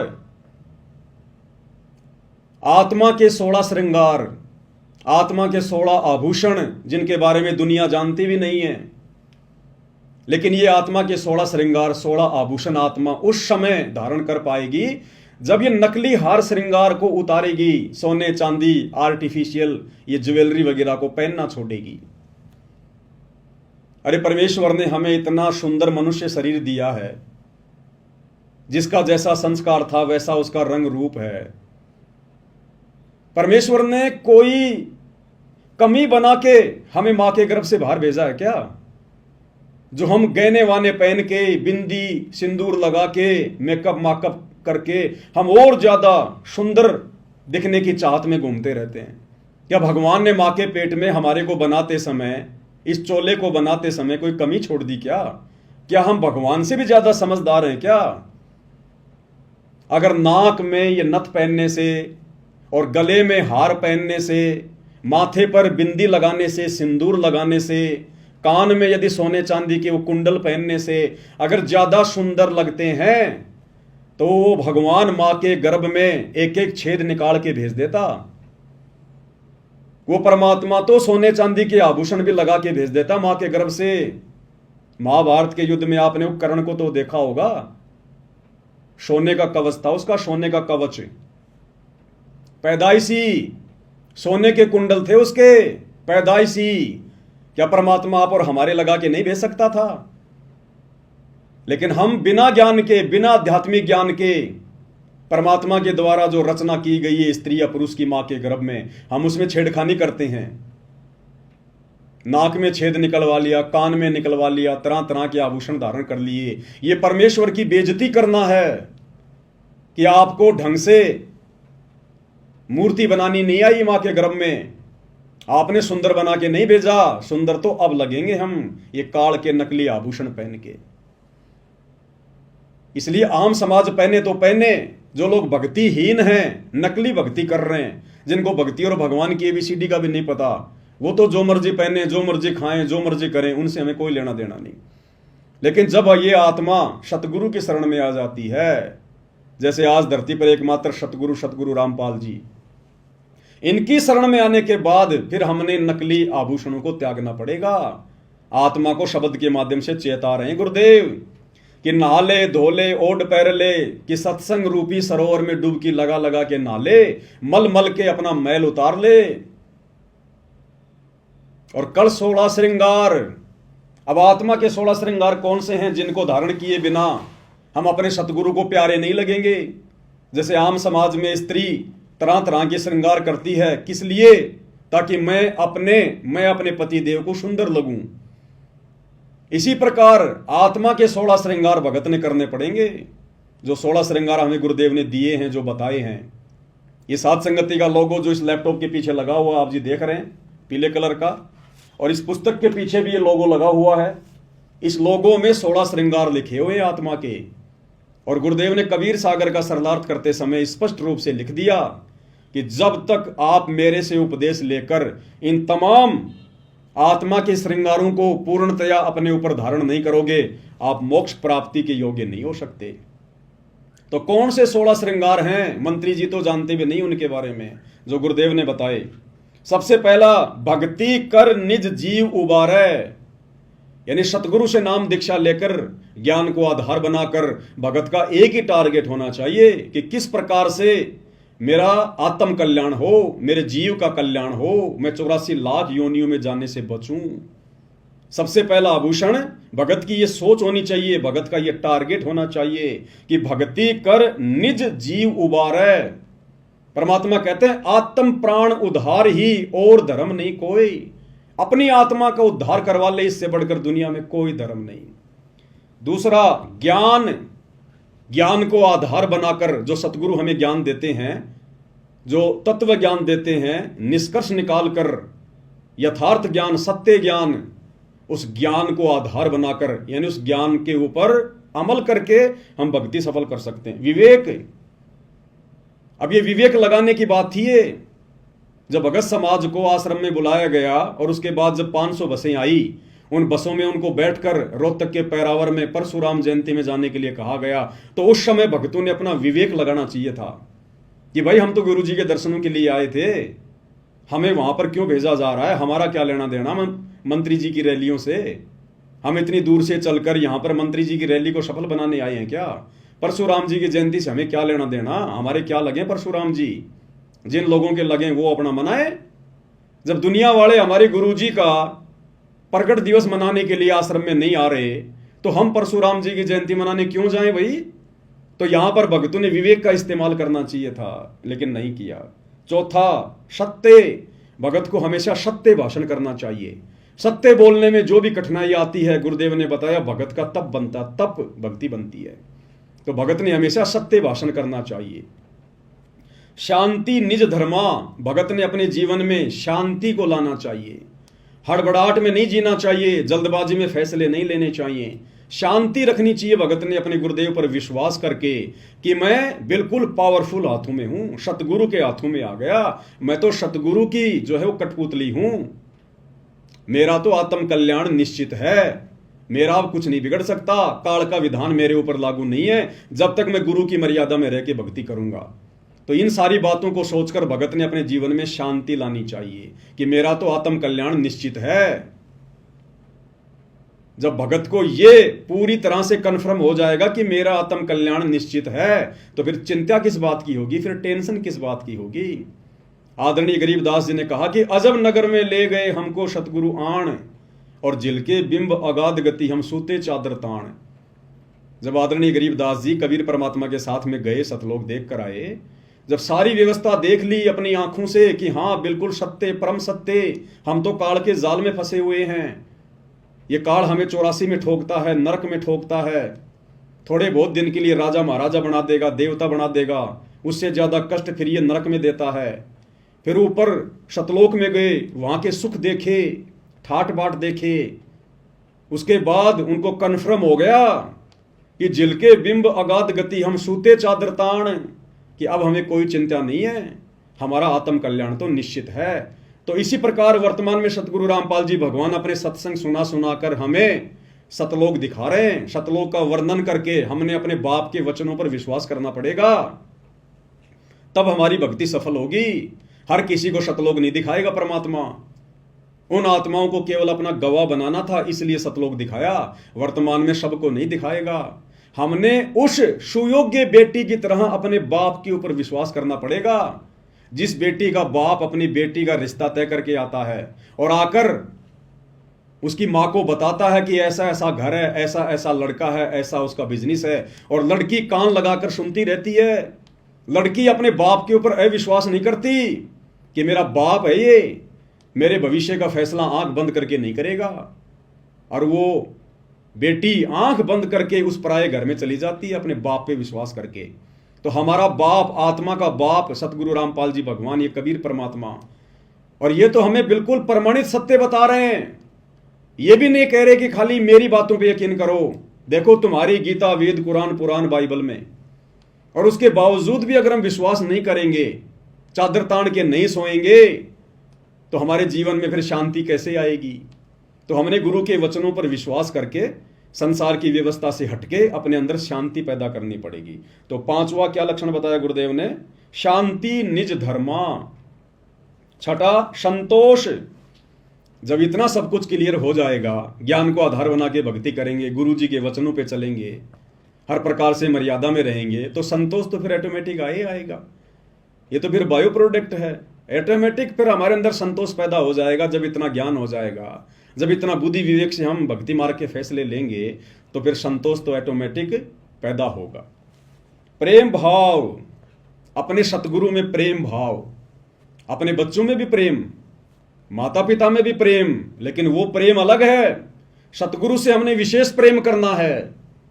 अपने परिवार में, समाज में, रिश्तेदारी में तो केवल इतना ही प्रेम करना है कि हमारा बस काम निकल जाए। भाई मीठा बोलना, प्यार से बोलना, लड़ाई झगड़ा ना करना, किसी की आत्मा ना दुखाना, ये वाला प्रेम तो हमने यहां करना है जब तक हम इस शरीर में। लेकिन विशेष प्रेम, बिना प्रेम पावे नहीं चाहे कोटि समाधि ला। सतगुरु में हमारा विशेष प्रेम होना चाहिए। मर मिटने वाला प्रेम, मर मिटने वाला प्रेम, समर्पण वाला प्रेम, पतिव्रता भाव वाला प्रेम, केवल सतगुरु में। बिना प्रेम पावे नहीं चाहे कोटि समाधि ला। तो सतगुरु में हमने प्रेम भाव जो है वो पैदा करना है। परमात्मा कहते हैं ना भाई, प्रेम भाव सतगुरु में हो जा, फिर सहजे अमृत पाए। फिर बड़ी आसानी से हमें सतलोक के आनंद भोगने का सुख मिलेगा। अगला है धीरज। भगत के अंदर धैर्य होना चाहिए, जल्दबाजी नहीं होनी चाहिए भगत के अंदर। हमें किसी ने किसी के बारे में कुछ कह दिया, हमने तुरंत उसका जवाब दे दिया, बात बिगड़ जाएगी। परमात्मा कहते हैं सुनो सबकी, करो मन की, जो ज्ञान दे रखा ना उस आधार से फैसले लो। अगर तुम सतगुरु शरण में हो, मर्यादा में हो, तुम्हारी चाहे कोई लाख निंदा चुगली करे, पीठ पीछे लाख तुम्हारी बुराई करे, तुम्हारा वो कुछ नहीं बिगाड़ पाएगा। ये धोखाधड़ी समाज की, जंतर मंत्र, ये तंत्र सतगुरु के भगत के ऊपर लागू नहीं होते। परमात्मा हमें असुर निकंदन रमणी में लास्ट में क्या बताते हैं रक्षा मंत्र में? सतगुरु शरण शरणाई, शरण गए कुछ भय नहीं व्यापे, काल जाल भय मिट जाई, रोग शोग छल छिद्र न व्यापे, सन्मुख न ठहराई, और जहर अग्नि तन निकट ने आवे, दूरी जात रंगाई, वीर बेताल बाण ना लागे, यम के कोट ढहाई, 98 पुण्य मूठ ना लागे, उल्ट तही दरखाई। अगर हमारे साथ कोई धोखा करेगा, अगर हमारे ऊपर कोई जादू जंतर करवाएगा, कोई मूठ छोड़ेगा, कोई वशीकरण यदि वो करवाएगा, तो परमात्मा कहते हैं अगर तुम मेरी शरण में हो और मर्यादा में हो, तो उल्टा उसी के ऊपर वो प्रहार करेगी वो शक्ति, तुम्हारा बाढ़ भी वाका नहीं कर पाएगी। आग भी तुम्हें जला नहीं सकती, जो सतगुरु के भगत होंगे, जो मर्यादा में होंगे। तो ये ऑटोमेटिक हमारे अंदर फिर धैर्य उत्पन्न होगा, धीरज उत्पन्न होगा कि हम किसी का बुरा इस ज्ञान को आधार बनाकर, गुरु से डर कर हम किसी का बुरा शोपन में नहीं कर सकते। और हमारे साथ यदि कोई बुरा करना चाहेगा, धोखाधड़ी करना चाहेगा, तो सतगुरु होने नहीं देगा। अब ये धोखाधड़ी हो गई ना आश्रम से जुड़े हुए भाई बहनों के साथ में, क्योंकि वो मर्यादा में नहीं है, गुरु को भगवान नहीं मानते, इसलिए काल ने गुरु जी के परिवार के माध्यम से भक्तों को धोखा दे दिया और परशुराम की जयंती में जाके ठोक दिया। हम सत्सेवकों को धोखा क्यों नहीं दे पाया काल? हम साध संगति से जुड़े हुए भाई बहनों को धोखा क्यों नहीं दे रहा? क्योंकि हम गुरु को परमात्मा मानकर मर्यादा में रह के भक्ति कर रहे हैं, तो गुरु हमारे साथ धोखाधड़ी होने नहीं देगा। तो धीरज। अगला है मित्र सम सबको चित धारे, सबको मित्र भाव से देखे, या हमारा कोई शत्रु नहीं है। इस तत्व ज्ञान से हमें पता चलेगा कि हमारा पिता एक ही है, कबीर भगवान, जो वर्तमान में सतगुरु रामपाल जी के रूप में धरती पर प्रकट है। और गुरुदेव हमें बारंबार शिक्षा देते हैं कि बच्चों, अगर आपने भक्ति सफल करनी है तो अपने गुरु के, अपने परमात्मा के पद चिन्हों पर चलना पड़ेगा। कबीर खड़ा बाजार में मांगे सबकी खैर, ना काहू से दोस्ती ना काहू से बैर। एक शत्रु एक मित्र है, भूल पड़ी रे प्राण, यम की नगरी जाएगा शब्द हमारा मान। तो गुरुदेव भगवान कह रहे हैं कि बच्चों, अगर तुमने भक्ति पर सफलता प्राप्त करनी है तो अपने गुरु के पद चिन्हों पर चलना पड़ेगा। यहां हमने ना किसी से विशेष कोई मित्रता रखनी है। अगर भगत ने यहां पर किसी के साथ विशेष मित्रता रखी तो परमात्मा कहते हैं कि काल उसको त्रिकुटी पर ठगेगा, उस मित्र के रूप में ठग लेगा उसको। और किसी से बैर भाव तो हमने रखना ही नहीं, यहां पर शत्रु भाव तो रखना ही नहीं। शत्रु भाव रखेंगे तो हमारी आत्मा पाक साफ नहीं हो पाएगी, निर्मल नहीं हो पाएगी, फिर भी हम काल के जाल में रह जाएंगे। तो ना हमारा यहां कोई मित्र है, ना हमारा यहां कोई शत्रु है। हमारा एक ही मित्र है, हमारा गुरु, हमारा सतगुरु। तमेव माता च पिता तमेव, तमेव बंधु च सखा तमेव, और तमेव विद्या च द्रविणम तमेव, तमेव सर्व मम देव देव। हमारा केवल एक ही है, सतगुरु, बाकी हम यहां पर लावारिश हैं। तो मित्र सम सबको चित धारे, ये भी भगत के अंदर लक्षण होना चाहिए। ये आत्मा के श्रृंगारों की बात हो रही है। अगला है त्याग। एक भगत के अंदर मोक्ष प्राप्ति के लिए त्याग की भावना होनी चाहिए। अपने सतगुरु के चरणों में सब कुछ समर्पण करने की, त्याग करने की भावना होनी चाहिए। हमें रिहर्सल करनी है जीवित मर के। जीवित मरने का मतलब है हमने यहां किसी भी चीज में कोई विशेष इच्छा जाहिर नहीं करनी। दूसरों की देखा देखी हमने अपने मन को अशांत नहीं करना, विचलित नहीं करना। अगर कल गुरुजी आ गए विमान लेके कि बेटा चल सतलोक, क्या हम सब कुछ त्यागने को तैयार हैं? क्या हमें इस कदर ज्ञान हो चुका है कि हम इस काल की नश्वर संपत्ति को अपना नहीं मान रहे? हम एक पल में सब कुछ छोड़ने को तैयार हैं या नहीं है? तो हमने रिहर्सल करनी है ये गुरु के सत्संग सुनकर, ज्ञान को आधार बनाकर, साध संगति के माध्यम से, कि ना जाने मेरा लेने वाला, मेरा लड़ीहार वो कब आ जाए और मुझे उसके साथ में चलना पड़ जाए। जब लड़की का लड़ीहार आ जाता है उसको लेने के लिए और वो लड़की सब कुछ छोड़ छाड़ देती है 2 मिनट में, लेके अपना बक्सा और अपने पति के साथ में चल पड़ती है। जिस माँ बाप ने उस लड़के को 20 साल तक पाला पोसा, उसकी जरूरतों को पूरा किया, अब उस लड़के का विशेष प्रेम अपने पति में बन गया। पति में, उस पति के लिए अपने माँ बाप के घर को भी छोड़ देगी, अपने सास ससुर को भी छोड़ देगी। जब न्यारे होते हैं, 2 भाई अलग अलग होते हैं, तो 2 मिनट में वो लड़की सबको छोड़ छाड़ के और अपने पति की तरफ जाके खड़ी हो जाती है। तो इस काल लोक को जो गुरुदेव ने दिखा दिया, बता दिया, ये खोकापुर झूठा लोक, हर चीज नश्वर, ये नष्ट होता है। असंख्यों बार यहां पर महाप्रलय हो चुकी है, सब कुछ नष्ट हो जाता है, मिट्टी मिट्टी हो जाता है। फिर यहां हमारा है क्या? तो गुरुदेव कह रहे हैं आपके अंदर इतनी त्याग की भावना होनी चाहिए, इतनी प्रबल, कि मेरे गुरु के एक इशारे पर सब कुछ छोड़ छाड़ के, आत्मा से छोड़ना पड़ेगा, शरीर से नहीं। शरीर से तो सबका ही छूटता है मरने के बाद में। जिसने जीवित मरने की रिहर्सल कर ली, जिसने ज्ञान को आधार बना के कि यहां मेरा कुछ नहीं है, ये 21 ब्रह्मांड तो मेरे बाप ने, सतगुरु रामपाल जी भगवान ने काल को भीख में दिए उसकी तपस्या के बदले। अगर इसी 21 ब्रह्मांड की संपत्ति पर भी यदि किसी का अधिकार है तो काल का अधिकार है, मेरा नहीं है। ये मेरा देश नहीं है, मेरा घर नहीं है। होले सुहागण सुरता त्यार, मालिक घर जाना है तेरा सुन शिखर बरतार। हमारा पति ये काल नहीं है, हमारा पति कबीर साहब है, जो वर्तमान में सतगुरु रामपाल जी के रूप में हमें लेने के लिए आए हुए हैं। तो परमेश्वर कह रहे हैं भगत के अंदर त्याग की भावना भी होनी चाहिए, वैराग, हमारे अंदर वैराग उत्पन्न होना चाहिए, हमारी आंखों से आंसू निकलने चाहिए सतगुरु को याद करके, काल के दुखों को याद करके, सतलोक के सुखों को याद करके। हमारे अंदर वैराग्य उत्पन्न होना चाहिए अपने गुरु जी के प्रति, अपने महबूब के प्रति, कि परमेश्वर आपने कैसे दया बख्शी, अनंत युगों से परमात्मा आप हम नीचों के पीछे भटक रहे हो, हमारे लिए इस गंदे लोक में आकर, जिस लोक की तरफ सतलोक जाने के बाद कोई देखना भी पसंद नहीं करता, आप इस गंदे लोक में आते हो, यहाँ रहते हो, एक पूरा जीवन लीला करते हो। ये परमेश्वर हम नीचों के लिए, तो इन सब बातों को विचार करके अपने गुरु जी के प्रति प्रेम उमड़ना चाहिए, वैराग्य होना चाहिए। निष्कर्मा, भगत ने कोई भी कार्य निष्क्रम भाव से करना चाहिए। लोभ, लालच, छल, कपट, राग, द्वेष भगत के नजदीक भी नहीं होना चाहिए। गुरुदेव भगवान सत्संगों में समझाते हैं, मैं पवन दास कोई उपदेश नहीं दे रहा, मैं भी आपकी तरह दो कोटि का जीव हूं, मालिक का विधान आपको बता रहा हूं, ये मेरे ऊपर भी लागू है, सब पे लागू है। ये निष्कर्मा और भक्ति हमने निष्कर्म भाव से करनी है। इस भक्ति के प्रतिफल में हमने कोई सांसारिक डिमांड अपने गुरु से नहीं करनी, कोई इच्छा अपने मन में नहीं करनी। दंडवत करते समय, आरती करते समय, मंत्र जाप करते समय, हमारा बाप, हमारा गुरु अंतर्यामी है, उन्हें सब पता है हमें कब किस चीज की आवश्यकता है, और ये सावलसा सेठ है, सर्वशक्तिमान है, फिर भला इनसे मांगने की जरूरत क्या है। अगर हम मर्यादा में रह के भक्ति करेंगे, अगर भक्ति सही प्रकार से करेंगे, तो गुरु हमें किसी चीज के अभाव में रहने नहीं देगा। गुरुदेव ने हमें बताया कि बच्चों तुम्हें तो मांगना भी नहीं आता, क्या मांगना चाहिए अपने गुरुदेव भगवान से? भक्ति दान मोहे दीजियो देवन के देवा हो, भक्ति दान गुरु दीजियो देवन के देवा हो, जन्म पाया भूलों नहीं करहूं पद सेवा हो। गुरुदेव ने बताया कि तुमने केवल भक्ति मांगनी चाहिए अपने गुरु से, अपने भगवान से, केवल भक्ति।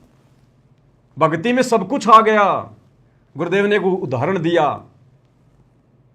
एक पिता ने अपने बेटी की शादी कर दी, कुछ समय के बाद में बेटी और उसकी सास का आपस में झगड़ा रहने लगा। तो सास ने अपनी पुत्र वधू के बाप को बुलाया। उसने कहा जी क्यों बुलाया, क्या बात है? बोला जी आपकी जो लड़की है ना इसको ले जाओ आप। बोला जी क्यों, कोई बात भी होगी? बोला जी ये किसी चीज को छोड़ती नहीं है, ये किसी चीज को नहीं छोड़ती है।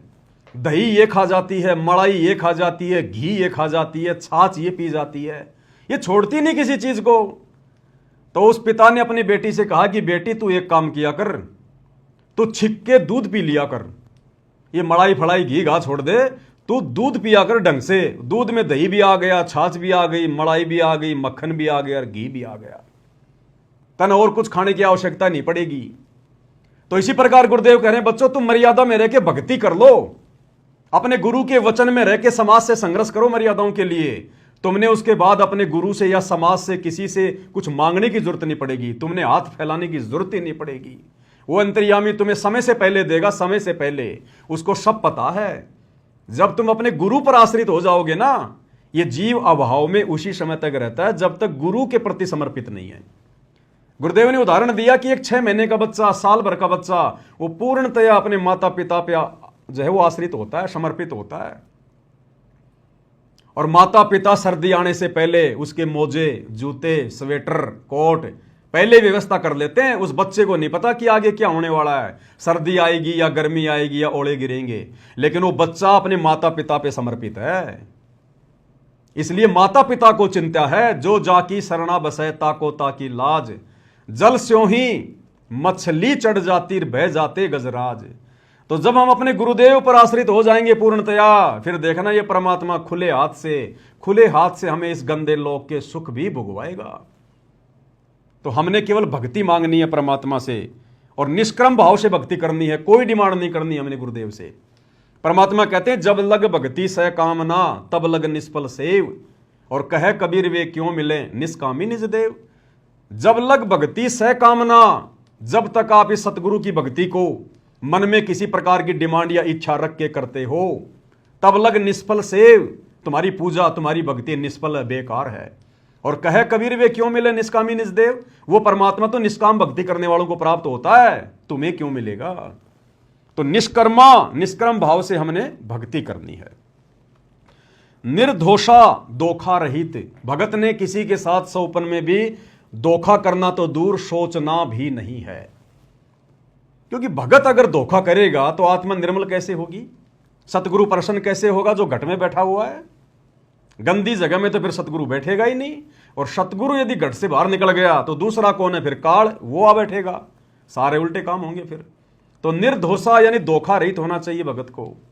परमात्मा कहते हैं कबीरा आप ठगाइए और न ठगिए कोई, अरे आप ठगाए सुख होता है, औरों को ठगे दुख होए। अगर हमारे साथ कोई धोखाधड़ी करके हमारे साथ धोखा कर रहा है तो उसमें हमने संतोष करना चाहिए, कोई बात नहीं भाई, परमात्मा और देगा, समर्थ मेरे साथ में है, कोई चीज की कोई कमी नहीं है। लेकिन हमारे मन में दूसरों के साथ में ठगी करने का अगर विचार भी आ गया, धोखा करना ठगी करना तो बहुत दूर की बात है। अगर आपने एक पैसे की ठगी भी कर ली, धोखा भी कर लिया, आपके अंदर अगर कोई स्वार्थ उत्पन्न हो गया जरा सा भी किसी भी बात को लेकर, उसी समय सतगुरु नाराज होगा, क्योंकि वो अंतर्यामी है, जानी जान है, उससे कुछ भी छुपाया नहीं जा सकता। कबीर अंतर्यामी एक तुम आत्म के आधार, और जो तुम छोड़ो हाथ तो मैं कौन उतारे पार। तो भगत ने धोखा रहित सील मानी शांत स्वभाव वाला होना चाहिए भगत, शांत स्वभाव वाला। अगर नुकसान हो गया तो परमात्मा कहते हैं बेटा तेरा क्या नुकसान हो गया, तेरा क्या नुकसान हो गया। पहली बात तो तेरे पास है ही क्या जिसका तू दुख मना रहा है, शोक मना रहा है। इतना तुझे ज्ञान दे दिया, तेरा कुछ है नहीं, जो भी कुछ है ये काल का है। तू तो होटल में किराएदार है, तेरा क्या बिगड़ गया, तेरा क्या टूट गया। कल को तू मरेगा, सब कुछ यहीं छोड़ के जाएगा। आज तेरे पास है क्या, करोड़ों बार तू राजा रह चुका, जब वो छोड़ छाड़ के चला गया तो आज तो तेरे पास है ही क्या। तो परमेश्वर कह रहे हैं कि भगत ने शीलता धारण करनी चाहिए, संतोष करना चाहिए भगत ने गुरु ज्ञान आधार से, कि ये सांसारिक वैभव की वस्तुएं ना जाने मैंने कितने जन्मों में प्राप्त करी, राजा बन के, मंत्री बन के, प्रधानमंत्री बन के, और एक्सीडेंट में मर जाते हैं, सारा राजपाट यहीं रह जाता। क्या लेके गया हो, क्या था अपना। क्षमा भगत के अंदर विशेष गुण होना चाहिए, क्षमा, माफ करना, सामने वाले को माफ करना, ये परमेश्वर ने विशेष गुण बताया भगत का। अगर माफ करने की प्रवृत्ति हमारे अंदर पैदा होगी तो लड़ाई झगड़े खत्म होंगे, मनमुटाव खत्म होगा, राग द्वेष ईर्ष्या के भाव नहीं बनेंगे हमारे अंदर। तो भगत ने हर स्थिति में सामने वाले को, यदि हमारे साथ में कोई गलत बर्ताव करता है, गलत व्यवहार करता है, गाली निकालता है, बेवजह हमारे ऊपर कोई आरोप लगाता है, परेशान करता है, तो अपने आप को सतगुरु की शरण में, सतगुरु की गोद में बैठा हुआ समझकर हमारे अंदर क्षमा भाव उत्पन्न होना चाहिए कि कोई बात नहीं, मेरे साथ में क्या धोखा करेगा ये, मैं तो खुद ही काल के धोखे का शिकार हूं, मेरे साथ में क्या धोखा करेगा, मेरा तो सतगुरु साक्षी है भाई, मेरा तो सतगुरु सब कुछ है। तो क्षमा भाव होना चाहिए। दया, अब दया बिना दरवेश कसाई, दरवेश यानी साधु, जिस भगत के हृदय में दया भाव नहीं है वो तो कसाई के समान है। तो परमेश्वर ने बताया कि दया भाव भी होना चाहिए। भगत ने कोई जीव हत्या नहीं करनी चाहिए, जीव हत्या का समर्थन नहीं करना चाहिए, किसी के साथ में मार पिटाई नहीं करनी चाहिए। भले हमें कोई दो थप्पड़ मार ले हमें मंजूर है, लेकिन भगत ने, चाहे भगत पहलवान है और सामने वाला अगर 5 साल का बालक भी गाली दे रहा है तो भी भगत ने उल्टा जवाब नहीं देना चाहिए उसको बालक समझ के, नादान समझ के, क्योंकि हमने गुरु प्रसन्न करना है, हमारी परीक्षा रह रह के लेगा परमात्मा। तो भगत के अंदर दया भाव भी होना चाहिए। तो ये 16 आभूषण बताए परमेश्वर ने इस शब्द में कि नाले धोले ओढ़ पैर लेकर 16 श्रृंगार, और आज नहीं तो तड़के परस्यों आवेंगे तेरे लणियार, होले सुहागण सुरता त्यार, मालिक घर जाना है। अब मंत्री जी ने तो 2 लाइन बोल के छोड़ दिया और कह रहे हैं कि आप इसकी गहराई में जाओ, शब्द क्या कह रहा है। अब मंत्री जी को पता हो तब समझ आए ना। अगली लाइन में क्या कहा परमेश्वर ने, नाले धोले ओढ़ पैर लेकर 16 श्रृंगार, नाले धोले ओढ़ पैर लेकर 16 श्रृंगार, आज नहीं तो तड़के परस्यों आवेंगे तेरे लैनी यार, मालिक घर जाना है तू तो होले सुहागण सुरता त्यार, मालिक घर जाना है तेरा, सुन शिखर भर तार, मालिक घर जाना है। क्या कह रहे हैं? आज नहीं तो तड़के परस्यों आवेंगे तेरे लणिहार। परमेश्वर कह रहे हैं समय रहते सत्संग रूपी सरोवर में नाले, मलमल के आत्मा के पाप कर्म धोले, आत्मा को 16 श्रृंगारों से सुसज्जित करके सतगुरु को प्रसन्न कर ले। अगर तूने ये काम समय रहते नहीं किया तो आज नहीं तो तड़के परस्यों आवेंगे तेरे लेवनहार। वो यम के दूत आएंगे फिर हाथों में लेके लठ, तेरे शरीर से आत्मा निकालने के लिए। वो तेरे लणियार हैं, वो फिर तुझे लेने आएंगे, मार मार के लेके जाएंगे तांबे की धरती पे, गरम धरती पे तेरे को पैदल लेके जाएंगे सोट मारते हुए। पानी मांगेगा तेरे लठ मारेंगे, भोजन मांगेगा तेरे लठ मारेंगे। तो कहते हैं या तो समय रहते सतगुरु की शरण में आकर भक्ति कर ले, ये गंदी राजनीति छोड़ दे, भक्ति का पाठ पढ़ ले, सतगुरु को प्रसन्न कर ले, अन्यथा वो यम के दूत तैयार खड़े हैं, तैयार तेरी दुर्गति करके लेके जाएंगे, दुर्गति करके। अगली लाइन में क्या बताया परमेश्वर ने? तेरे साथ की ये कितनी जाली तू क्यों लारी वार, तेरे साथ की ये कितनी जाली तू क्यों लारी वार। गुड़िया खेलत जन्म गवाया, लाया ये नहीं विचार, मालिक घर जाना है तू तो होले सुहागण सुरता त्यार, मालिक घर जाना है तेरा, सुन शिखर भर तार, मालिक घर जाना है। कितनी प्यारी व्याख्या करके बताई है गुरुदेव भगवान ने। आत्मा को कह रहे हैं परमेश्वर कि तेरे साथ की ये कितनी जाली तू क्यों लारी वार, कि हे नादान आत्मा, तेरे साथ सतलोक से काल के चक्कर में मुझे छोड़कर जितनी आत्मा यहां आई थी उनमें से कितनी आत्माएं, असंख्यों आत्माएं वापस मेरे साथ जब मैं सतगुरु रूप में आता हूं तो मेरे ज्ञान को समझकर मेरी बात मानकर वापस सतलोक को चली गई। तेरे साथ की कितनी जाली, जो तेरे साथ जो सतलोक से आई थी ना इस काललोक में, वो तेरे साथ की आत्माएं कितनी मेरे साथ वापस सतलोक जा चुकी हैं। गुरुदेव भगवान कह रहे हैं, समझा रहे हैं परमात्मा शब्द के माध्यम से। और तू क्यों लारी वार, तू लेट क्यों हो रही है, तू देरी क्यों कर रही है, तुझे क्या समझ में नहीं आया, तू क्यों देरी लगा रही है इस काल के लोक में? क्या अभी तूने काल की व्यवस्था में सड़ना है? 84 लाख योनियों में धक्के खाने हैं, तेरे क्या समझ में नहीं आया? सतगुरु मिल गया, सब कुछ बता दिया, सब कुछ खोल के रख दिया, साहिब ने भेद दिया सब खोला अपने सतलोक राजधानी का। तो गुरुदेव आत्मा को कह रहे हैं, हे नादान, अब तू क्यों देरी कर रही है, सतलोक चलने की तैयारी क्यों नहीं कर रही? तेरे साथ की ये कितनी जाली तू क्यों लारी वार, और गुड़िया खेलत जन्म गवाया लाया है नहीं विचार। तू गुरु के ज्ञान को आधार ना बनाकर असंख्य जन्म तूने बर्बाद कर दिए ये गुड्डा गुड्डी का खेल खेलते हुए।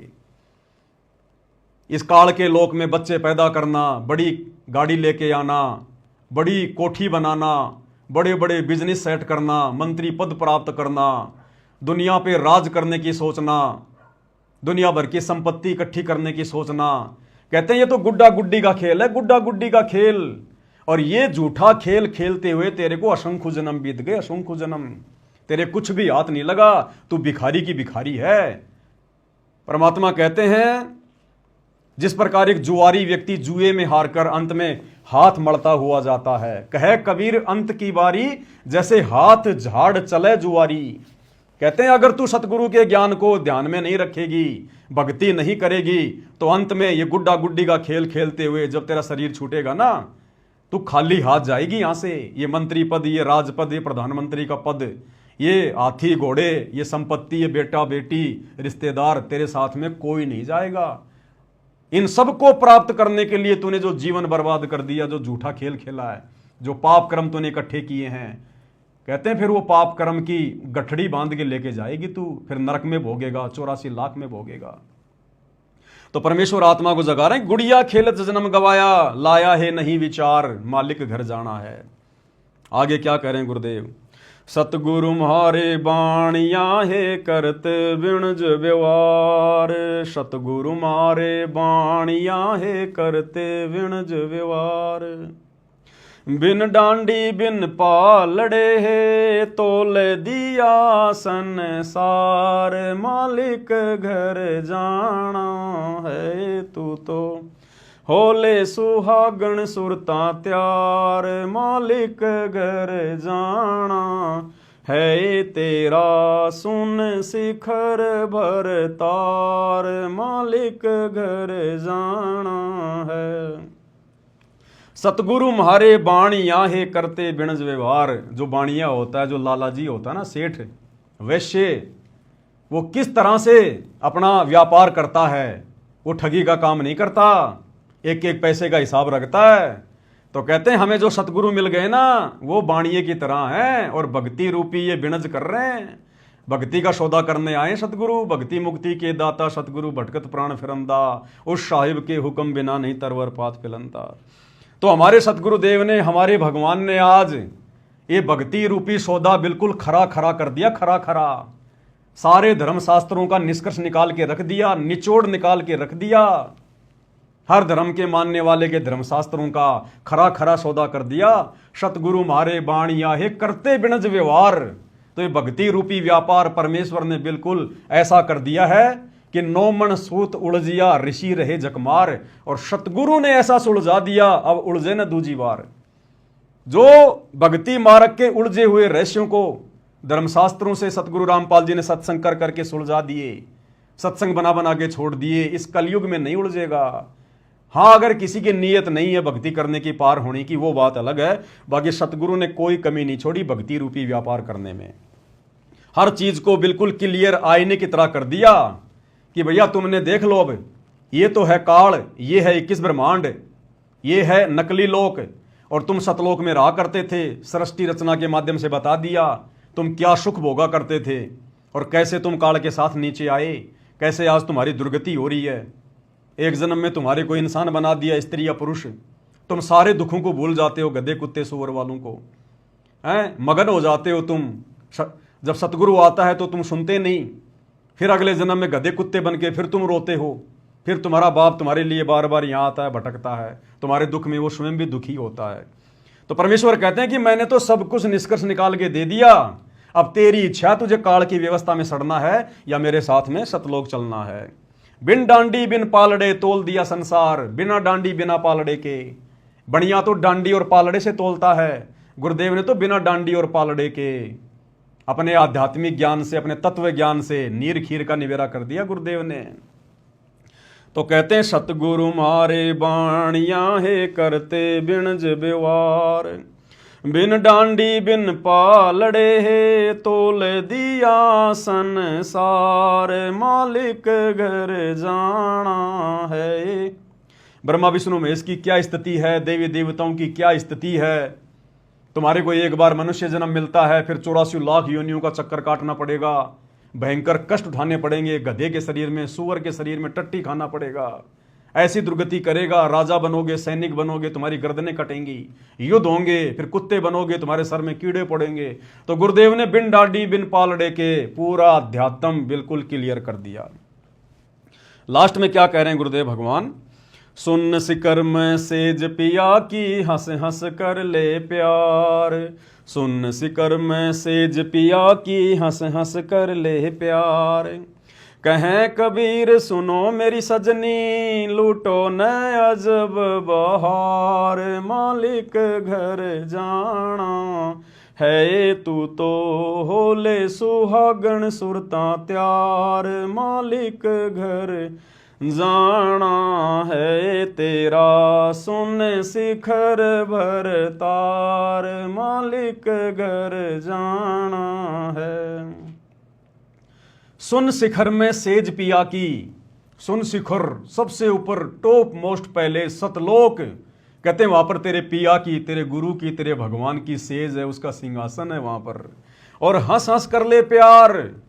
अपने गुरुदेव के लाड़ लड़ा वहां पर, जितना मर्जी सुख भोग, जितने मर्जी दर्शन कर, तू वहां स्वतंत्र है। वहां कोई पढ़ाई नहीं, कोई लिखाई नहीं, कोई काम धंधा नहीं, कोई रोग नहीं, कोई बीमारी नहीं, कोई छल कपट नहीं, कोई वहां पर कोई गरीबी नहीं, कोई दारिद्रता नहीं, कोई लड़ाई झगड़ा करने वाला नहीं, कोई मुकदमाबाजी करने वाला नहीं, शरीर में रोग नहीं, अखंड सुख है वहां पर। ना ये शरीर वहां बूढ़ा होता, ना वहां पर मृत्यु होती। केवल एक बार जन्म होगा आत्मा का सतगुरु की शब्द शक्ति से, उसके बाद ये आत्मा युवा अवस्था में आ जाएगी, फिर सदा युवा ही रहेगी।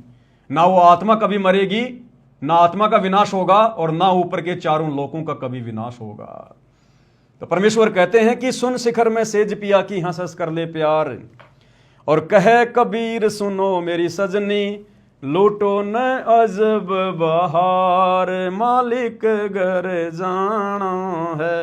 कहे कबीर सुनो मेरी सजनी, यानी हम आत्मा है, वो हमारा बाप, हमारा परमात्मा है, वो हमारा सजना है, हम उसकी सजनी हैं, वो हमारा महबूब है, हम उसकी प्रियतमा हैं। आत्मा और परमात्मा का अभेद संबंध है। तो परमेश्वर प्यार में, लाड़ में कह रहे हैं, कहे कबीर सुनो मेरी सजनी, है मेरी प्यारी आत्मा, लूटो न अजब बहार, अजब बहार। जो सुख यहां तुम्हें महासुरग में भी देखने को नहीं मिलेंगे, छींट भी नहीं है, वो सुख तुम्हें, अखंड सुख तुम्हें सतलोक में मिलेंगे वहां पर। तो कहते हैं चलो निकलो इस गंदे लोक से। तो इस शब्द के माध्यम से परमेश्वर कबीर जी ने हमें यह समझाना चाहा, हमें यह संदेश देना चाहा। अब इस शब्द की गहराई को यदि कोई मंत्री जी समझ जाए तो क्या वो ये राजपद स्वीकार करेगा क्या, जिस राजपद में निरेक जो है वो कर्म फोड़ने के अलावा दूसरा कुछ भी नहीं है। कितनी झूठ बोलनी पड़ती है, कितने झूठे वादे इरादे करने पड़ते हैं, सारा दिन टेंशन में, और मिलता अंत में कुछ नहीं भैया, मिलता अंत में कुछ नहीं है। 10 15 20 साल राज कर लो, उसके बाद क्या करोगे, खुद के बच्चों से सेवा कराने के काबिल भी नहीं रहोगे बिना भक्ति के। ये दुर्गति होगी फिर अंत में। पार्कों में अकेले बैठे रहोगे, कोई तुम्हें नमस्ते करने वाला भी नहीं मिलेगा। और शरीर इस तरह से घेर लेता है इन मंत्रियों के शरीरों को। भारत देश का इतिहास उठा के देख लो, जितने भी प्रधानमंत्री हुए हैं किसी न किसी रोग से मरे हैं, एक्सीडेंट में मरे हैं, अकाल मृत्यु हुई है। बिना सत भक्ति के आज हमारे भारत देश के इतिहास में जितने भी संत महात्मा हुए हैं, बड़े बड़े ऋषि मुनि हुए हैं, आज इतिहास उठा के देख लो, सबकी दुर्गति से मौत हुई है, सबकी दुर्गति से। दास इसके ऊपर पहले वीडियो बना चुका है। केवल संत भगत, सच्चे सतगुरु की सच्ची भक्ति करने वाले, नरसिंह भगत को देख लो, धना भगत को देख लो, धर्मदास जी को देख लो, गरीबदास जी को देख लो, नानक जी को देख लो। परमेश्वर ने उनका ऐसे शरीर छुड़वाया जैसे पका हुआ आम जरा सी हवा लगते नीचे गिर जाता है। उनको कष्ट नहीं उठाना पड़ता, हाय हाय नहीं करनी पड़ती। भगत का शरीर हॉस्पिटल में हाय हाय करके नहीं छूटता। भगत कभी एक्सीडेंट में नहीं मरता, अकाल मृत्यु नहीं होती। सतगुरु की सच्ची भक्ति करने वाला। तो मंत्री जी को अगर ये शब्द समझ में आ जाता तो मंत्री जी कब का इस्तीफा देकर सतगुरु रामपाल जी से उपदेश लेकर अपनी भक्ति कर रहे होते आज। तो भाई और बहनों, ये सारी बातें तो आज गुरुदेव भगवान ने आप और हमें समझाई है। तो आगे वीडियो में बढ़ते हैं। अब मंत्री जी आगे क्या कुछ कह रहे हैं, क्या कुछ समझा रहे हैं। सतलोक आश्रम से जुड़े हुए भाई बहनों को समझना चाहिए, विचार करना चाहिए, किस प्रकार से धोखा इस काल ने तुम्हारे साथ गुरुजी के बेटों को निमित्त बनाकर राजनेताओं की रैलियों को सफल बनवा के किया है। क्या कह रहे हैं आगे मंत्री जी। और मैं तो हजारों सभाओं में, मैं सत्संग में तो मैं अपने इलेक्शन में तो बोलता ही सत साहिब था। क्या कह रहे हैं मंत्री जी कि हजारों सभाओं में, मेरी हर मीटिंग में, मेरी हर सभा में मैं तो बोलता ही सत साहिब हूं, क्योंकि मैं तो कबीर पंथी हूं, मेरे बाप दादा जो है कबीर पंथ से जुड़े हुए थे। मैं तो बोलता ही सत साहिब हूं। क्योंकि बहुत सारे लोगों ने यह ऑब्जेक्शन उठा दिया कि आपने सत साहिब इसलिए बोला है कि आपकी रैली में संत रामपाल जी के भगत आए थे। तो मंत्री जी अपना पल्ला झाड़ रहे हैं कि कोई भी व्यक्ति और संत रामपाल जी के भगत ये ना सोचे कि संत रामपाल जी के भक्तों की 500 बसों में बैठकर परशुराम जयंती को सफल बनाने के लिए जो भीड़ आई है, उस भीड़ के स्वागत में मैं सत साहिब बोल रहा हूं। संत रामपाल जी के भगत ये समझने की गलती ना करें। मंत्री जी कह रहे मेरी तो आदत है, मैं तो हर सभा में, हर मीटिंग में, जहां भी जाता हूं मैं तो सत साहिब ही बोलता हूं। तो ये भी मंत्री जी ने भक्तों के मुंह पे तमाचा मार दिया। जो भगत वहां पर मंत्री जी के मुंह से सत साहिब सुनकर लट्टू हो रहे थे कि मंत्री जी ने सत साहिब बोल दिया, गुरु जी का जयकारा लगा दिया। मंत्री जी कह रहे मेरी तो आदत है भैया, चाहे मैं गोरखनाथ की जयंती में जाऊं, चाहे मैं परशुराम की जयंती में जाऊं, मेरी तो आदत है सत साहिब बोलने की। तो ये भी भक्तों के मुंह पे तमाचा। आगे क्या कह रहे हैं मंत्री जी। अब मंत्री जी का हो गया किस्सा समाप्त भाई और बहनों। अब आपको एक फीमेल मंत्री से मिलवाते हैं। फीमेल मंत्री ये हमारी गुरु बहन है, हिमाचल से है, सतगुरु रामपाल जी की शिष्या है, और कहते हैं गधे की आंख में घी डालो ये सोचेगा मेरी आंख फोड़ रहा है।